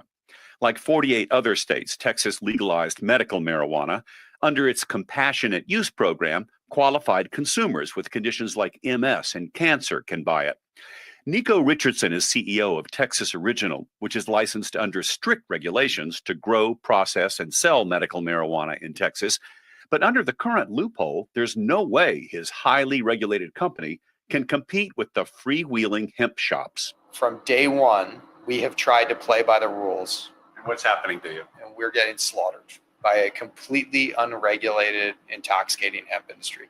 Richardson calls it unregulated because his own independent testing, plus an investigation by Texas Monthly Magazine, revealed that some over-the-counter hemp products far exceed the legal limit for THC. Others are contaminated with heavy metals, pesticide, and mold. And without an age limit, some hemp houses brazenly sell to kids. There is no recreational market in the country that would allow that. Not one. But in only 2 years, consumable hemp has earned a loyal customer base. Don't take hemp-derived consumables away from us. Something that works, something that helps. Mitch Fuller is chairman of the VFW National Legislative Committee. Like many veterans, he wants access to cheap, potent cannabis to treat his PTSD from combat duty. Don't take that option away from us. Force us into Texas Compassionate Use Program if we don't want to use marijuana. He says Texas medical marijuana is weak and expensive. And there's even more competition from the border state of New Mexico, where recreational pot is completely legal. Dark Matter Cannabis is the largest dispensary in Sunland Park, New Mexico, minutes from El Paso, Texas. I met Danny, a Texan who was picking up some marijuana flower called Blueberry Lemon Haze for a weekend with his girlfriend. He didn't want to give his last name because New Mexico weed is technically illegal in Texas, and as a business owner, he wants to avoid trouble. Danny says he would never buy it from a dope dealer. Now that we can come in here and just kind of pick anything, it's pretty neat. This is fun now. A lot of fun. As Texas lawmakers meet in Austin this week for their biennial session, high on the agenda will be how to rein in psychoactive hemp. The powerful Lieutenant Governor Dan Patrick has vowed to pass a new bill that would ban all forms of intoxicating hemp, which would be the end of the Republic of THC. For NPR News, I'm John Burnett in Austin. Texas. So, Ja, how is it over there in Hot Wheels Nation? Well, I sent you a story that will make this story very laughable. You could probably play it tomorrow. But so the cannabis that is actually cannabis that is on lockup. Unfortunately, we have a rodent issue, and the rodents are eating it and becoming super rodents. But you could probably play that story tomorrow. I'm sorry. But let me ask a question. Why can't they just allow the cannabis to grow in its natural form without adding anything to it? Why do they have to add these chemicals? And I think that is what is creating a problem with the people who are smoking it recreationally or medicinally, right? Are they adding to it or are they subtracting from it? They're adding. Well, so they must run an equation with the cannabis. Leave it in its natural state because it already has its own what you call it? Hold on. Medicinal properties. Yeah, thank you for that word. Appreciate that. Yeah. Right? If you want to get high in Texas, hold on. Where's the thing? I was trying to look up. I'm trying to look at the transcript here. So you mean a couple of rodents will be walking around? Yeah, man. This thing are crazy, man. Rats with munchies. It is high on the agenda. Lord have mercy. It's very difficult to roll back cannabis laws, Mhm. It is making so much money for the states and for the cities where they're being sold and so on. There's so much people is consuming it Mhm. that just rolling back the laws will put a hole in the budget. And politicians like money. And that is one way they could get a lot of it. So I don't see them rolling back these laws. Yeah. Remember, they started saying, as soon as they start opening up, everybody realized. Remember when Colorado went from being one of the healthiest places to everybody being sick overnight? Mhm. Because as soon as they make it for medical use, everybody went to a doctor. And the doctors taking the money and diagnosing you. Yeah. I think even Colorado had to give back some taxes, or there was a state that had to give back taxes because they overcharged people for taxes for cannabis. It's not going back anywhere. I don't see it going back anywhere, not even in Texas. The I good don't deacon made a mistake and he had to live with it. I don't see them rolling it back, but I can see them implementing laws so the little man can't make any money off of it. Because the whole reason to implement that law was so they can control it and make money from it. They. I'll just leave it at they. Go ahead, Adesoji. So, question for people in Texas. Now that you're about to ban how are you going to enforce it with the rats? Well, the rats are eating the evidence in the evidence lockers. That's the problems that's going on in Texas right now. If it was just the medical hemp, I don't think they'd have a big problem. How is okay? My fear is, once one of them gets high and he whistles to the other one, Chappies, it's happening over here. I'm sorry to say this, but That's I good wouldn't news for the New recommend. York subway. That's good news for the New York subway. They You know they what? might all move to Texas. Not. I wouldn't I got encourage. 5 on it. Oh, there was a song I was gonna play, but I can't play it.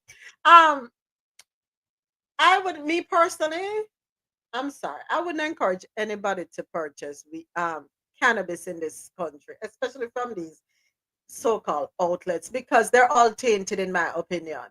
Heavy metals, pesticide, mold. They're infusing them with different things, and marijuana, cannabis, in its natural state, is a healing property. As far as I'm concerned, if it wasn't meant to be on earth, God wouldn't have had it here on earth, right? Read the Bible, it tell you, God, everything the Lord has made is good, right? In 7 days, which day did he create the trees and everything? He looked at it and said it was good. We take it and contaminate it, and when we contaminate the natural product, what happens? We create a chemical imbalance in people's brains, and then that is when people go off them rockers, as we call it. And with all natural things, even with sugar, natural sugars, when you eat fruits, that tell you all things in moderation. No, so why we have to alter these things? Can't we just leave them alone? We contaminate them and then we create health concerns, health issues. Anyway, we're going to be going on till 1:30, so we have a full 4 hours from 9:35 to 1:30. Well, not quite full 4 hours. All right, so just letting you all know. Quick, just a quick statement. You left out the bit where you said it would contaminate the people's mindset. You left out the rats. What's going on? Who's going to speak for the rats? I forgot about the rats. My apologies. Oh Lord, I'm so sorry. Adesoji. Seriously, Adesoji. He loves animals. Well, they do love their animals here in Texas. So free weed for the rats. Cannabis, remember? YouTube. Oh yeah. Oh sorry. Cannabis. All right. Medicinal one. All right, next up in stories out of North America, U.S. lists white supremacist Telegram network as a terrorist group. The story, courtesy of Al Jazeera. United States officials have imposed sanctions on an online network known as the Telegram Collective, designating it a terrorist group over its promotion of violent white supremacy around the world. The Department of State said in a statement on Monday that it had designated the group, which primarily operates on the Telegram social media site, and three of its leaders as specially designated global terrorists. The group promotes violent white supremacism, solicits attacks on perceived adversaries, and provides guidance and instructional materials on tactics, methods, and targets, the State Department said. The group also glorifies those who have conducted such attacks. The State Department accused the group of facilitating attacks and attempted violence, including a 2022 shooting outside an LGBTQ bar in Slovakia, a planned attack in 2024 on energy facilities in New Jersey, and an August knife attack at a mosque in Turkey. The United States remains deeply concerned about the racially or ethnically motivated violent extremist threat worldwide and committed to countering transnational components of violent white supremacism.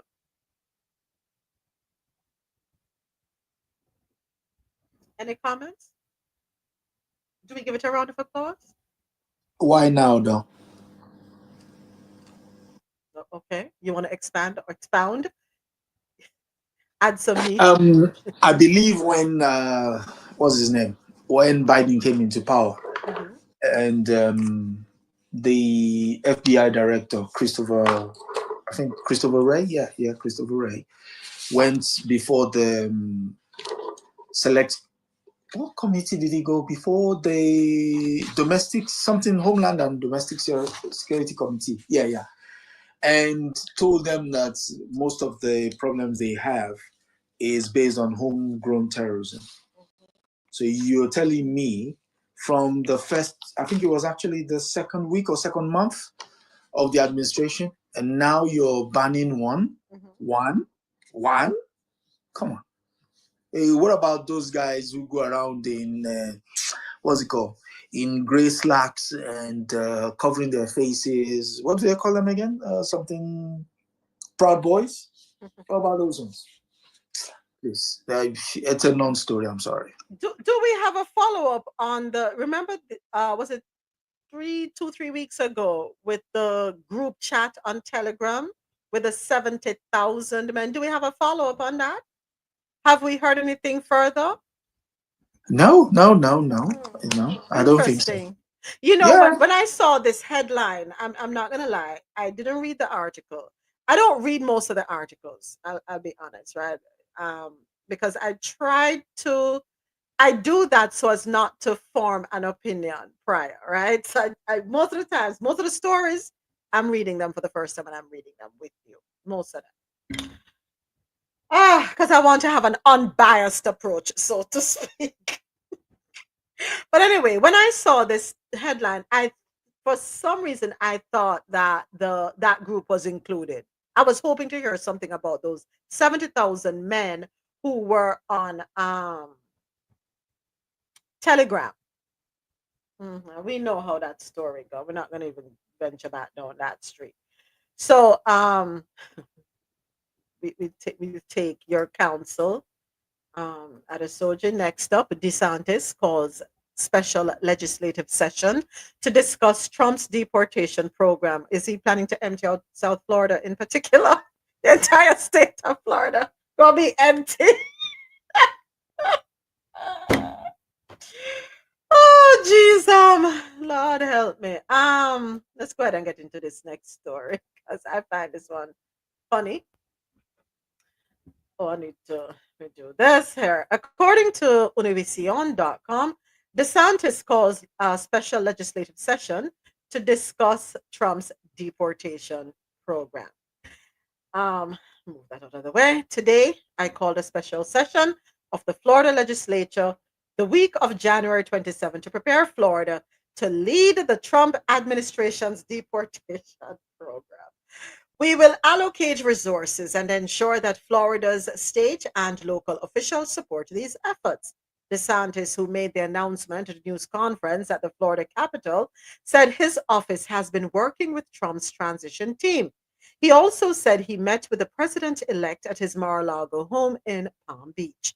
Florida's governor also noted that enforcing immigration laws will require funding and new legislation to force local governments to comply with federal law. In this regard, DeSantis said he is willing to suspend local officials who do not fulfill their duties. So, DeSantis' question, you're going to suspend everybody because I guarantee you, almost every local official has somebody that they know that they're going to want to be hesitant with when we talk about enforcing. I don't know. How does that play out for we in the state of No, Florida? I think their hearts are in the right places.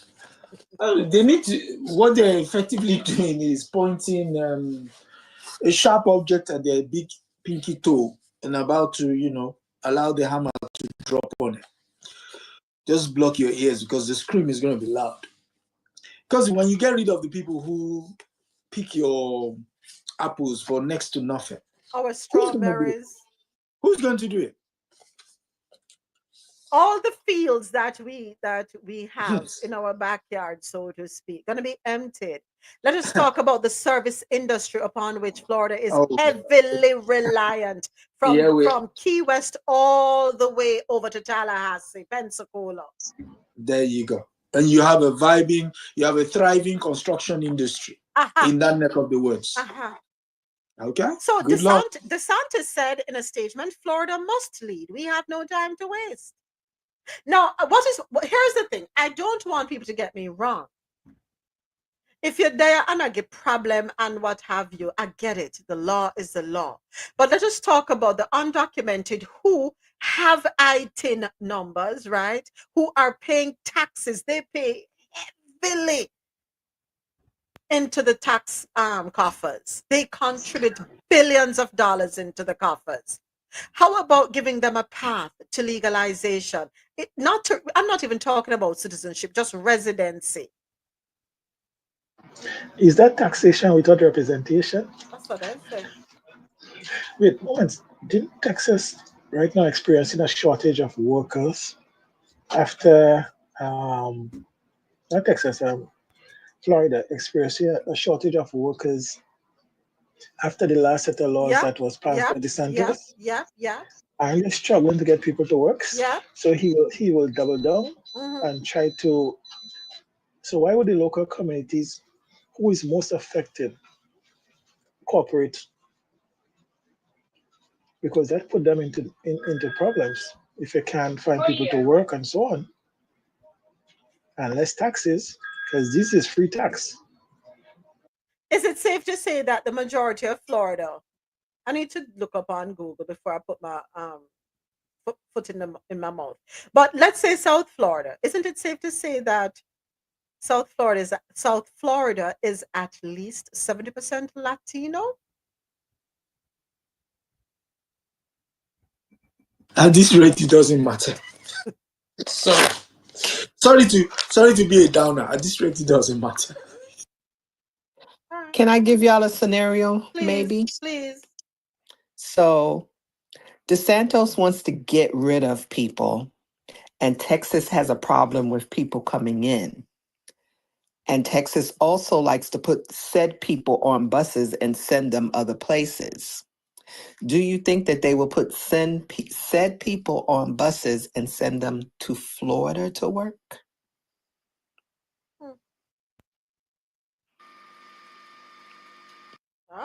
Reasonable question. No. The answer would be no. You think so? No. Yeah, the answer would be no. If you watch the pattern of those movements, it's been one to, quote unquote, put one up on the lips. So most of the people that have been sent to democratic states. So they're not going to send to each other's states because it was a political move, and it's always been a political move, just to highlight what they consider to be an inhibition in them, being as authoritarian as possible.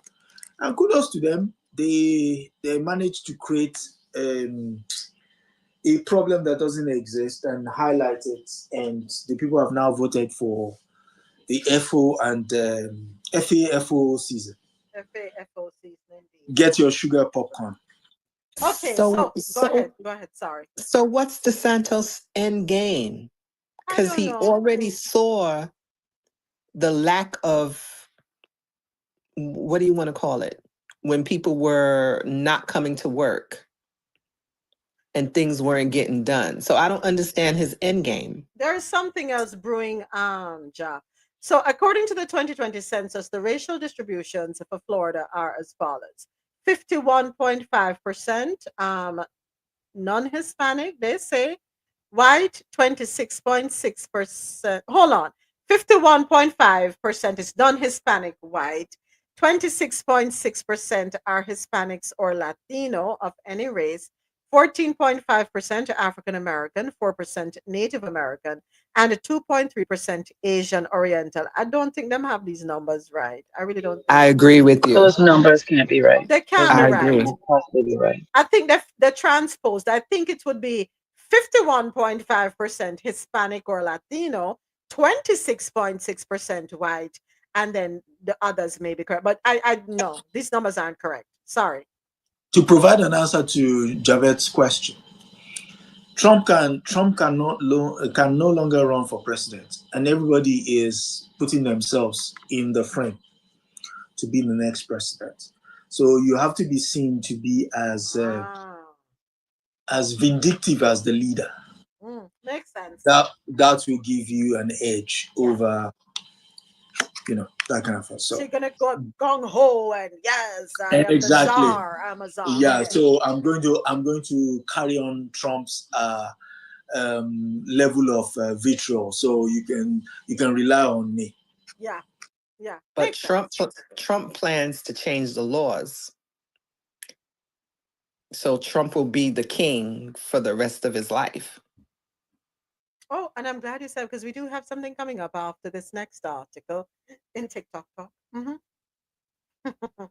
I don't know what DeSantis' goal is, what his plan is, but I know something is brewing for them to be going so hard like this and not caring about the impact, the immediate effect. It means they have something planned, which I guess we can discuss off air. Yeah. Yeah. All right. Next up, it's time for TikTok Talk. First up, 3 Humvees equipment stolen from Orange County. I don't understand how on earth you're able to steal Humvees and equipment from a military warehouse. But let's go ahead and take a listen to this video. We have some big news right now. Thieves have stolen 3 Humvees from the Tustin Army Reserve Center in Orange County, California. A full list of missing items include 8 machine gun vehicle mounts, 7 freestanding machine gun tripods, medical equipment, 40 pairs of binoculars, 18 bayonets, and 3 Humvees, including 1 armored. Now, according to the Tustin Police Department, the suspects cut a lock to enter the parking lot between 8 and 11:30 p.m. at night. They then stole one of the vehicles, which was armored, and 2 others, which were unarmored, and then left at an unknown time. Multiple storage lockers were also broken into and missing gear was taken. Now, according to reports, the suspect allegedly tried to cut a lock to uniform storage, but was unable to do so. Now, the Army is making clear that the suspects did not steal any weapons or ammunition other than the 18 bayonets, which are very old weaponry. Now, it's unclear why these were stolen, what they're going to be used for, who stole them. It's unrelated to the fires, and I don't want to spread conspiracies, but this is just the news right now, so follow along for. So let me ask you a question. We're busy sending weapons over to Israel. we're busy sending, sorry, let me rephrase that. Military aid to Israel, Ukraine. We're busy talking about taking over the Panama Canal, putting boots on the ground in Greenland and Mexico. We're busy doing all of that, but we can't even secure. Moments. Just up. So I don't know what the legal way that their equipment should be stored, but literally right across the street, up the road from me, they have this area, and all I see is vehicles, army vehicles. I never see a physical person. That's on my side of town. And when I drive to work, there's another open area, outdoor space, there's nothing in the building, and all you see is different army vehicles. I've never actually seen a physical person in any one of these places. And it's only there's only an open gate around it. But what I don't understand, how is this the military, right? And I agree with a comment here on YouTube. Emmy says, inside knowledge on this theft. Come on. This don't make no sense to me. So you want to tell me that there are no surveillance cameras? Because when you watch the movies, right? Forgive me. But when you watch the movies and you see the surveillance cameras and they're able to pick up that there is some presence on the grounds, that there is some movement, then hold them. A Humvee, is it a silent Humvee that you don't hear it when it's moving? Is it one of those stealth Humvees? But one is armored. One is armored. These are huge vehicles. They make these are. But my favorite part is the 18 weapons. They're old, so an all gun can't shoot. I don't understand what you're talking about. It makes no sense. A military. What else we can do but laugh? It's laughable, and for this It's to not make laughable internet, because you have. but this is on So the I'm sorry. international scene. You know how bad that makes us look. But you know, gun violence is so rampant right now. We're worrying and talking about all these things that we need to do to save our schools. And there's a school right here that started today that was out for 3 or 4 days because they were putting metal detectors in there and they had to train the teachers. And you get away with 3 Humvees, 1 armored, and 18 weapons. And you say that, well, the weapons, no, they're old. It makes absolutely no sense to me. So we have another comment, The RoSolo. chaos. Go ahead. We have another comment, RoSolo. The military has a site, and the comment is on YouTube. The military has a site that sells their surplus trucks and items very cheap. There's no need to steal. So is it safe to say then, ME, that they're probably doing this just for the thrill of it? Probably a group of young people saying they want to be adventurous? But me not understand how them leave so there's no military personnel patrolling the grounds. This don't make no sense. This don't make no sense. I mean, it's serious, RoSolo. I agree, but unfortunately, me can't not but laugh. I understand. It's laughable. At least have a at No, least go have ahead. at least have a soldier there with a truncheon and a whistle. Something, Soji, something. We'll stay tuned for more. All right, next video. He's trying to silence the media. We have breaking news right now. Donald Trump just said that he is willing to expand defamation lawsuits to target social media influencers and individual platforms, along with newspapers and media companies. I've reported that Donald Trump's team is increasing its legal threats after ABC News decided to settle a defamation lawsuit with Trump this past week. And now, asked at a news conference, Donald Trump said, or newspapers, yeah, oh, I do. I think you have to do it, in reference to potentially going after individual social media influencers like myself. Here's the deal. Suing individual media companies or individual media newspapers like me for defamation isn't going to solve anything when all we do is report the truth. And if Donald Trump tries to come after me, this isn't going to be a place where I just settle and give him money, because I'm confident what I say on this platform is accurate. And in the event a story changes or new information comes out that shows that If something I reported wasn't 100% accurate, I'll make it known. I'm not going anywhere, so be sure to check me out.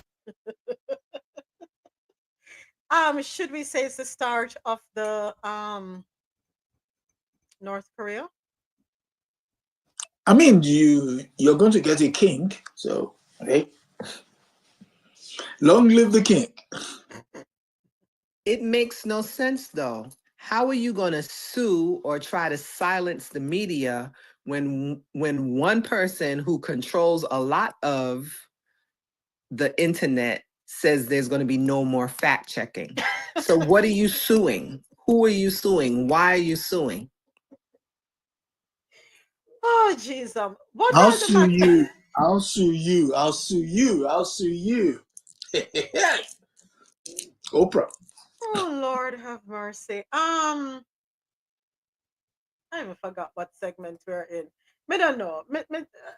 We're still in the international segment. No, man. We pass this out. Me, I'll forget to update this something. We are in TikTok talk. We have yeah, it's okay. I did update it. What are the pressing matters we have at hand here in the US that need urgent attention? Homeless situation. Okay. Opioids. Mm-hmm. The war in Ukraine. Mm-hmm. The genocide in Gaza. Mm-hmm. What's it called? There seem to be mass deportation. Mm-hmm. And what's the other one? How to protect your waters from the drill, baby drill. And then protecting the name of the Gulf of Mexico. All right, next up. They saw us going to Red Note.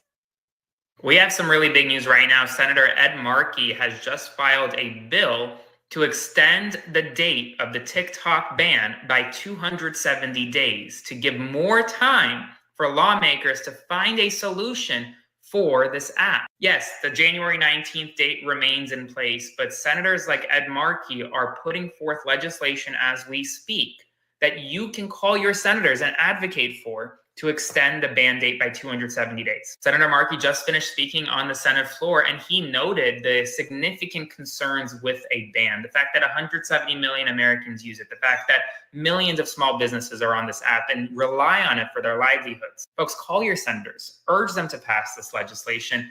It's not too late. There are still avenues, no matter what the Supreme Court does, to save TikTok.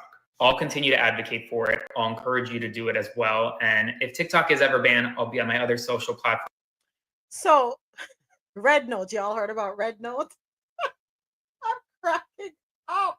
It's a Chinese-owned app out of China, and Americans have flooded that app. Yeah, flooded the app. They've pretty much said FAFO because they're not going to Facebook and they're not going to Instagram. So, peace, deuces. They're out. Many of them said they're over there learning Mandarin. You could turn Chinese. That's one. Two would be, well, I thought the United States, you guys had freedom of expression. No, we don't. Oh, okay. So is that a new update? Is that an updated version of your constitution?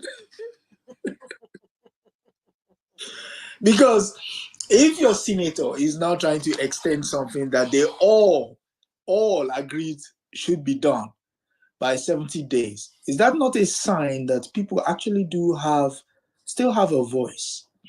Because if they're hoping to do that, it means they're afraid of something. I wonder what it is. It's called control.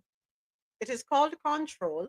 And then I get the feeling that Zuckerberg is not too happy, right? He's not happy. He wants it all. Well, the thing is the Chinese will not sell it to him. That's one thing. He can be rest assured.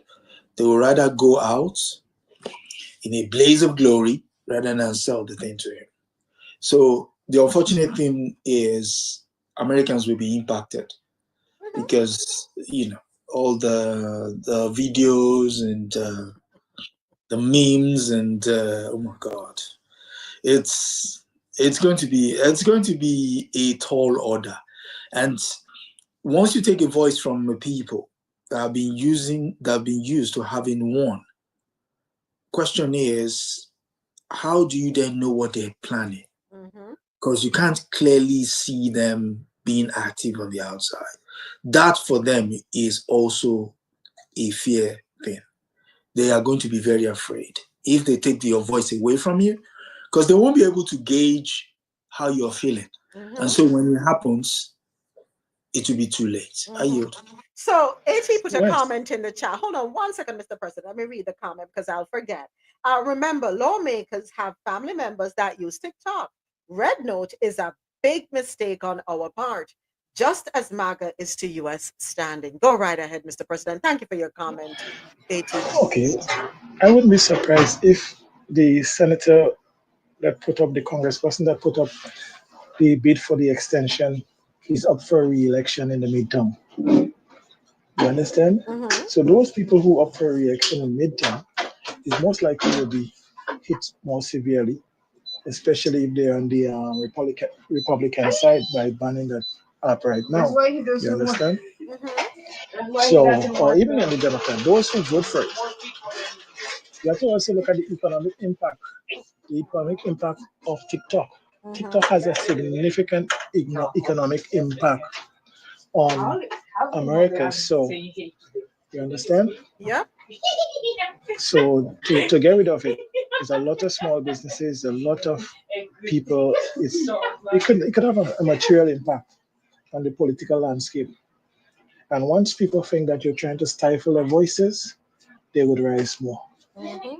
TikTok alone, back in 2023 generated revenue, $16 billion right here in the US in 2023. So $16 billion is going to go down the hole? In 2023, over 59,000 jobs. Can you imagine? In 2024, their net advertising revenue, $18.49 billion.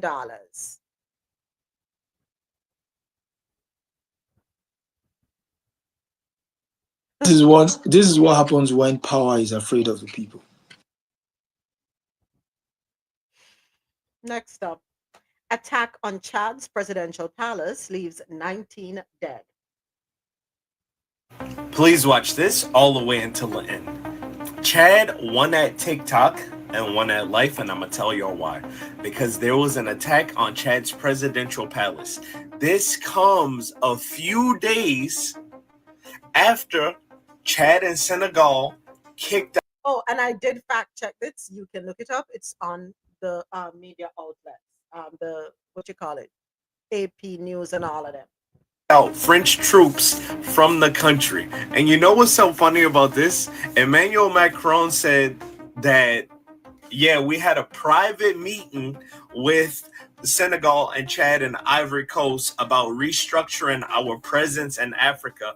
And the leader of Senegal got online, and you know what he said? He said, no, we didn't. He said, why are you lying? We didn't have no secret meeting. We kicked you out of our countries because it's our sovereign right to do so. And guess what? Basically saying we don't want French inside of our countries, right? So W Chad in the comment section if you're from Chad, W Senegal if you from Senegal in the comment section, or W Ivory Coast if you're from Ivory Coast in the comment section.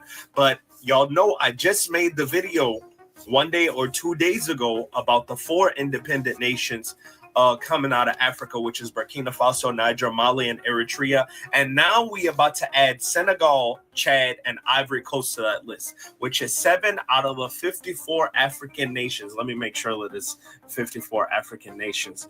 How many countries in Africa? 54 African nations. So 7 out of these 54 African nations will be fully independent, not dependent on the West. And this is such a beautiful thing because it's time for France to kick rocks and get the out of Africa. All right. They've been stealing resources for too long. They've been exploiting Africa for too long. They've been abusing Africa for too long. Not just France, all of these Western countries that are occupying Africa. It's time for y'all to go so Africa can flourish and become a global leader. 2 years ago, when I told y'all Africa is going to rise, people called me too corrupt. I told y'all too. Yep. How you didn't tell us about that one, Adesoji? What did I tell you? About the attack on the presidential palace that left 19. No, that just happened. That happened. Was it Tuesday? This Tuesday. week. What is today? Sorry, Monday. Last Monday. week. Monday. Was it Monday? It wasn't last Monday. week. Yeah, yeah. Okay. No. I think it was. Was it Monday or Friday? We've lost track. Yeah, exactly. Yeah, yeah. Because I know it was. No. It was before. It was before I ran the story. Was it before I ran the story? But because the information was still sketchy, I couldn't run. Yeah. It was before I ran the one at the weekend. But still, we knew that was going to happen. That's always been the pattern.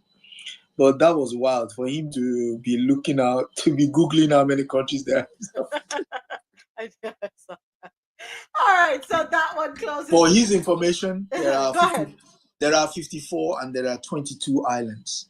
Okay. Of the 22 islands, 8 are claimed by Spain, 2 by Portugal, 3 by French, and the others, 2 are basically US military bases. And oh my God, the list is okay. So Madagascar being the largest is a country on its own. The Chaguan Islands is another aspect of it. So most of the 22 islands are on the top, where Morocco, Spain, Portugal are. Most of those islands are there. Okay. So, but 22 islands, yeah. All right. Thank you, Adesoji. All right. Time for us to do our business and tech news. I'll be right back. Hang tight. The world's best coffee from our farms to your cup. It's Grant Coffee House. All right, first up in our business and tech segment is hanging out at Starbucks will cost you as company reverses its open door policy. Yep. So all you Starbuckies who like hanging out there, I'm sorry, let me behave myself. Yeah. I was never a Starbuckie. Yeah, but anyway, to each their own. According to WSVN and the Associated Press, if you want to hang out or use the restroom at Starbucks, you're going to have to buy something. Starbucks on Monday said it was reversing a policy that invited everyone into its stores. A new code of conduct, which will be posted in all company-owned North American stores, also bans discrimination or harassment, consumption of outside alcohol, smoking, vaping, drug use, and panhandling. Starbucks spokesperson JC Anderson said the new rules are designed to help prioritize paying customers. Anderson said most other retailers already have similar rules. We want everyone to feel welcome and comfortable in our stores, Anderson said. By setting clear expectations for behavior and use of our spaces, we can create a better environment for everyone. The Code of Conduct warns that violators will be asked to leave and says the store may call law enforcement if necessary. Starbucks said employees would receive training on enforcing the new policy. The new rules. Let us be reminded of this, and I'm glad they included this paragraph here.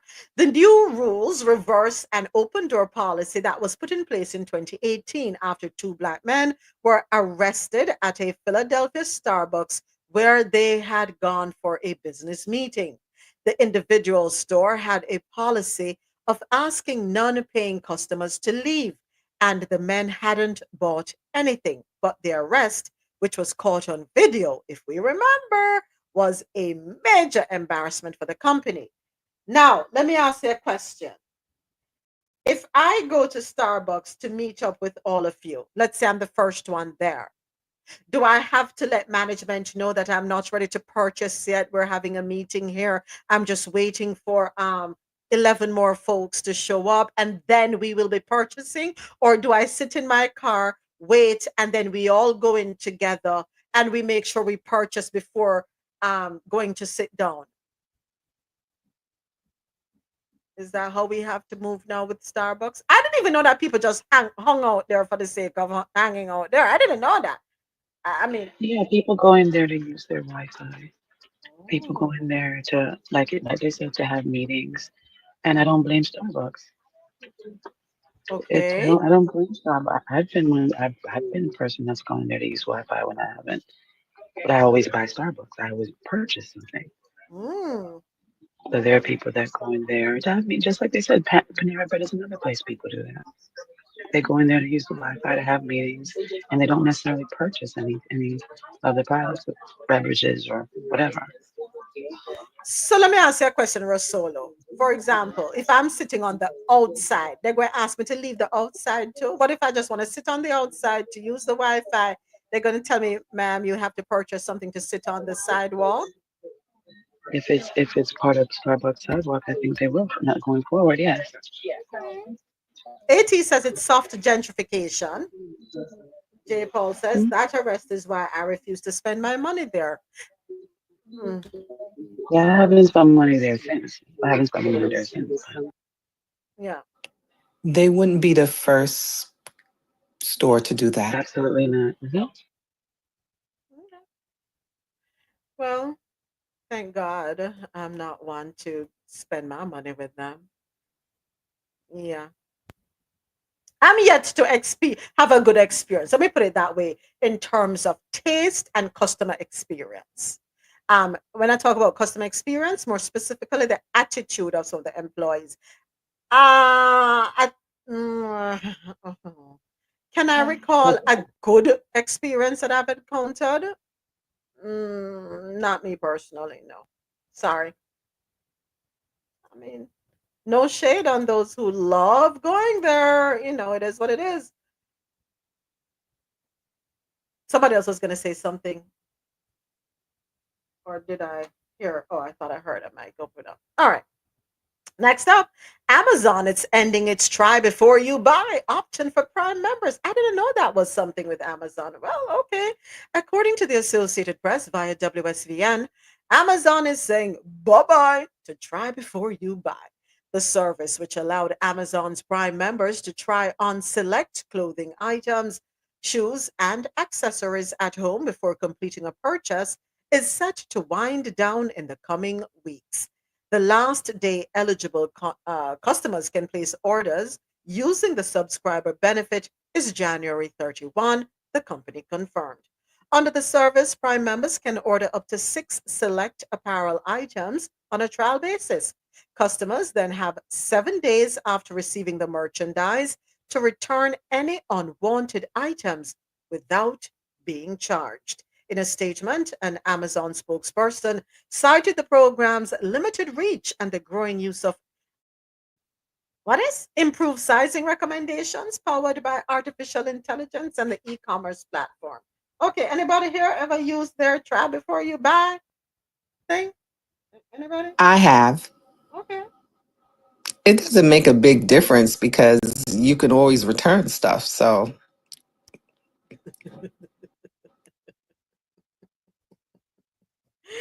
But you have 7 days. How many people remember to return the things after 7 days?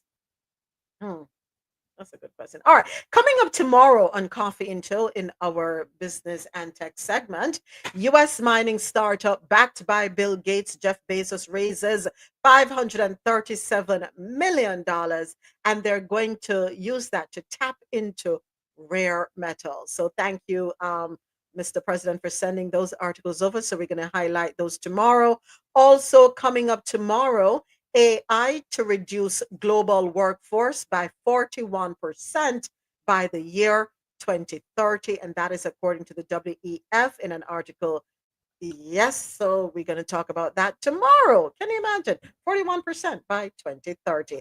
It's time for Health and Science News, brought to you by Lormel Skin Food. Log on to lormelskinfood.com. Discover the range of natural skincare solutions. Indulge in the radiance of natural and organic beauty with the best natural and organic soap bars, whipped soaps, body butters, and oils. All 100% natural products. Lormel Skin Food for a natural, beautiful you. All right, and we are back. Coffee and Joe. Time for Health and Science News. First up in this one, by well, no, that's lifestyle. Sorry. January marks Cervical Cancer Awareness Month. And I know earlier this year we said we were going to be doing some health features because we need to take better care of ourselves. It is a known fact we're not doing what we're supposed to do. We're taking ourselves for granted. All right. This article is courtesy of CaribbeanNationalWeekly.com. January is Cervical Cancer Awareness Month, a time to spotlight a preventable yet potentially deadly disease that claims nearly 300 women's lives in Florida annually and affects more than 14,000 women nationwide. Cervical cancer forms in the lower part of the uterus, where it can silently develop without symptoms in its early stages. If detected early, the disease is highly treatable with a 5-year survival rate exceeding 90%. However, a new survey reveals troubling trends. 72% of women in the US are delaying their OBGYN visits, despite 62% acknowledging that regular screenings can prevent cervical cancer. The disease is primarily caused by persistent infection, which with certain types of human papilloma virus, which is otherwise known as HPV, a common sexually transmitted infection. Fortunately, the HPV vaccine provides significant protection, and regular screenings, such as pap smears and HPV tests, are critical for early detection. Ladies, these numbers are not looking cute. 72% of us know and are delaying. I'm sorry. 72% of us are delaying our OBGYN visits. 62% of us acknowledge that we understand the importance of having regular screenings done. Just as we come down on the men for not getting their prostate exams done, we have to point the fingers on ourselves, ladies. We have to do better. These numbers are not looking too cute at all. All right? Not at all. So if you have, I go ahead, Ja. Go ahead. I agree with you, especially now that it's free. You don't have to pay. It's part of the annual according to insurance. At what So there should age? be At what age? Sorry. At what age is it free? it's a law now. That's part of your annual. Okay. You don't have to pay for it. Okay. That started a few years ago. All right. Well, many of us didn't know. So please say that louder again for Oh. the folks in the back that they need to check. Your gynecological yearly screening is law that it is free now. It is part of specific tests that your insurance company will pay for. You won't have to pay anything. I think I'm going to pin this and bring it up again tomorrow, Ja, because it's important that we know. And then we'll expand, we'll go a little deeper. Ladies, please go ahead and make that appointment. Men, please encourage the women in your lives, your daughters, your wives, your girlfriends, your mothers. Please encourage them to go ahead and schedule their OBGYN appointments so that they can get themselves checked. And while you're encouraging them to do that, I also encourage you to set your appointments with your urologists. All right, we have come to the end of the live stream on YouTube. Please hang on, fan base. I'm going to wrap up by playing the outro on YouTube. Thank you so much. Bear with me. Coffee in Tow is an interactive world news podcast, a dynamic and engaging live show that streams across multiple internet radio stations worldwide. This podcast brings you real-time news updates, in-depth analysis, and interactive discussions on global events, making you a part of the conversation no matter where you are. With a diverse range of expert guests and listener participation, it's your go-to source for staying informed and connected to the world. Coffee in Tow is brought to you in part by Lormel Skin Food. Log on to lormelskinfood.com. Discover the range of natural skincare solutions. Indulge in the radiance of natural and organic beauty with the best natural and organic soap bars, whipped soaps, body butters, and oils. All 100% natural products. Lormel Skin Food for a natural, beautiful you. The world's best coffee from our farms to your cup. It's Grand Coffee House.